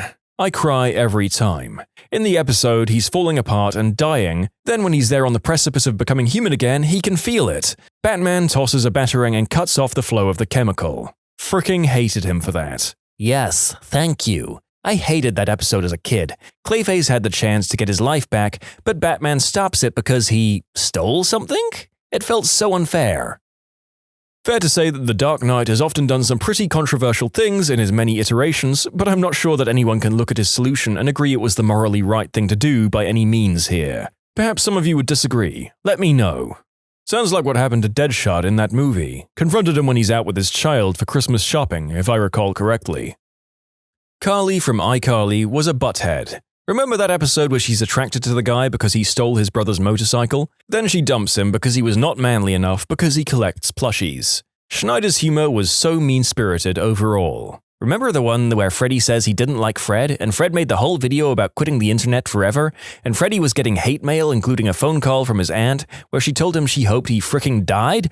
Then at the end they met Fred, and he tells him the whole thing was just made-up drama to bring attention to iCarly and his own channel, and he didn't even bother to fricking tell them first. Pretty much everyone in that show was a crap bag. The third Hokage really had Naruto living by himself. Poor, begging the ramen man to feed him. All this after promising his dying parents that he would take care of him. He was basically the ruler of the village and let the kid live in poverty for no reason. Goku giving Perfect Cell a damn sensu bean right before his emotional teenage son fought him to the death, over the fate of the Earth. A couple of people have said this, can you elaborate? Okay, so Perfect Cell is essentially a combination of all the strongest fighters on Earth. Fighters who have killed planet-destroying monsters, or a being who killed them all in an alternate timeline. Goku, in some sort of bizarre test, fought Cell and won, but didn't kill him, instead he healed him, which brought him to beyond his full strength thanks to alien biology, and made his son fight him for the fate of the planet, just to see if Earth will be okay if Goku dies. This led to his own death, giving his son PTSD, causes the end of the world in the next arc, thanks to Rival becoming evil thanks to a lack of a sparring partner whose power releases an intergalactic demon who destroys Earth. Dragon Ball is weird, I know, and makes both of his sons fatherless for the greater half of their childhood. The parents and parent trap. Let's separate our twins, take one each, and never tell our respective child that she has a sister. What the frick? Mr. Krabs drove his rival Plankton to take his own life by stalking and harassing him in a Pearl costume in the one-course meal episode of SpongeBob SquarePants. What about when SpongeBob and Mr. Krabs actively attempted to cover up what they thought was a murder? Also, didn't Bubble Buddy basically just watch a guy drown? There was some dark crap in SpongeBob. Fun fact, one of the recent SpongeBob episodes legitimately referenced Squidward trying to take his own life. Basically, Squidward and SpongeBob had to deliver a Krabby Patty to a bizarre mind-frickery land. Squidward tried to escape from the place by opening a series of doors until a jump scare of Squidward's face showed up. The UK version removed that part for some reason. Just saw an episode of Teen Titans the other day, and they spent nearly a whole episode trying to escape this witch that had mind-controlled them and was trying to eat them. When they finally trap her back in the cursed pie, it's a weird episode, they leave it outside the door of the teenage supervillain group so that they will get eaten. I can't frame this in any other way than attempted murder. Teen Titans, don't go. Not sure if it counts as a children's movie, but in Man of Steel, Superman grabs one of the Kryptonians and flies him straight into a gas station, causing a huge explosion. The gas station had multiple cars parked at the pumps. In other words, Superman, who later on cries over having to kill the villain intent on destroying his planet, straight up killed at least half a dozen people out of pure negligence and didn't bat an eye. There's a bunch of great videos on YouTube about this, but Superman is portrayed so badly in the DC movies. In the comics, he's such a nice guy. In the movies, he's an emotional robot. He sees an entire building blow up in front of him and just fricks right off. He doesn't even try to help. What the frick? I'm sure the Man of Steel doesn't count as a kids movie as well. I was just desperate to be able to comment on one of the few things that I've actually seen in this collection of stories. Yes, Clark kills a whole bunch of people, and yes, he gives about 1,000th of a frick about it as he does for killing one genocidal Kryptonian general. Hey, remember when in Spider-Man Far From Home, Tony Stark left a high schooler an advanced military drone system with no instructions on how to use it? Like that's a thing that shouldn't exist at all, but much less in the hands of a teenager. Yeah, on the bus in the first hour of the movie, doesn't he accidentally order a hit on one of his classmates? Like it's kinda weird that in Homecoming he didn't let Peter have access to most of the stuff in his suit, but then in Far From Home he's just like, you know what would be a good idea? Letting a teenager have a pair of glasses that could literally order an entire fleet of deadly drones to kill an entire population of people. I mean, at least leave him a manual that he has to read before he has full control over the glasses, surely. As told by Ginger. Fricking Dodie. Rather be popular and wanted than be a good friend to Ginger. I loved As Told by Ginger growing up, and Dodie was the biggest irritant on the show by far. Any little sliver of a chance that she could become popular, she'd drop Ginger and Macy in a heartbeat, only to come crawling back when it blew up in her face. Oh, that one kid, Greg? I don't know, from Diary of a Wimpy Kid. He fricking shuns his best friend for clout, breaks his arm, throws kids in a ditch in the rain, craps on his friend's comic idea, and blames his friend for getting him fired from being a hall monitor.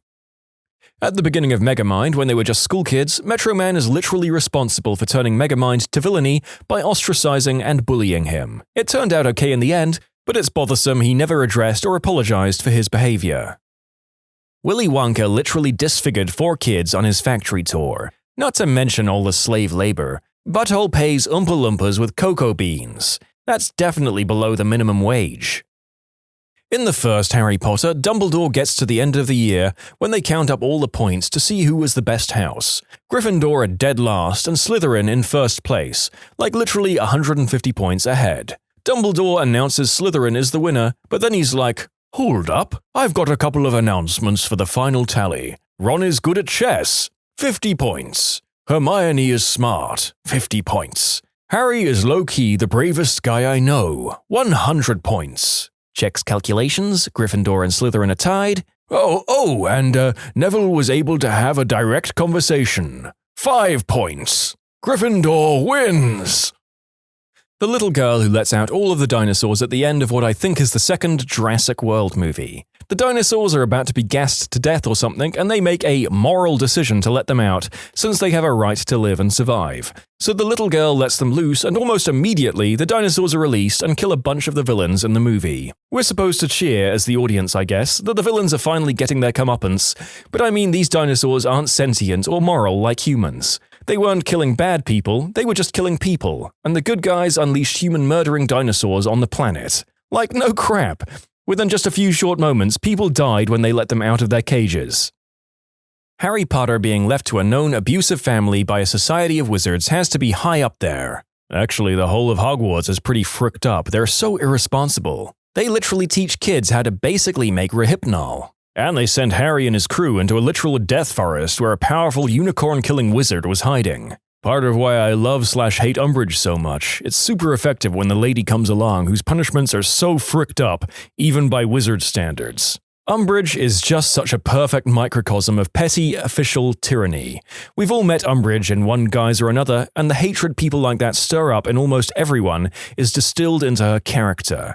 She's like the platonic form of the parking warden who delights in seeing someone's car towed away. The bureaucrat who barely suppresses a giggle as your dream house has its planning denied. The port official who politely but gleefully informs you that at his say-so you won't be allowed to board the ferry to go on holiday because of a slight paperwork mistake. She's Orwell's proverbial boot stamping on a human face forever. She's the Vogons if someone made a serious take on the concept. She's the personification of the system triumphing over the individual. She's the meat grinder from another brick-in-the-wall video that homogenizes children into a uniform paste. Umbridge absolutely nails that whole archetype, and the fact that she's so memorable is because we've all met her. I dare say Umbridge is Rowling's greatest character, for the sheer hatred she instills in absolutely everyone.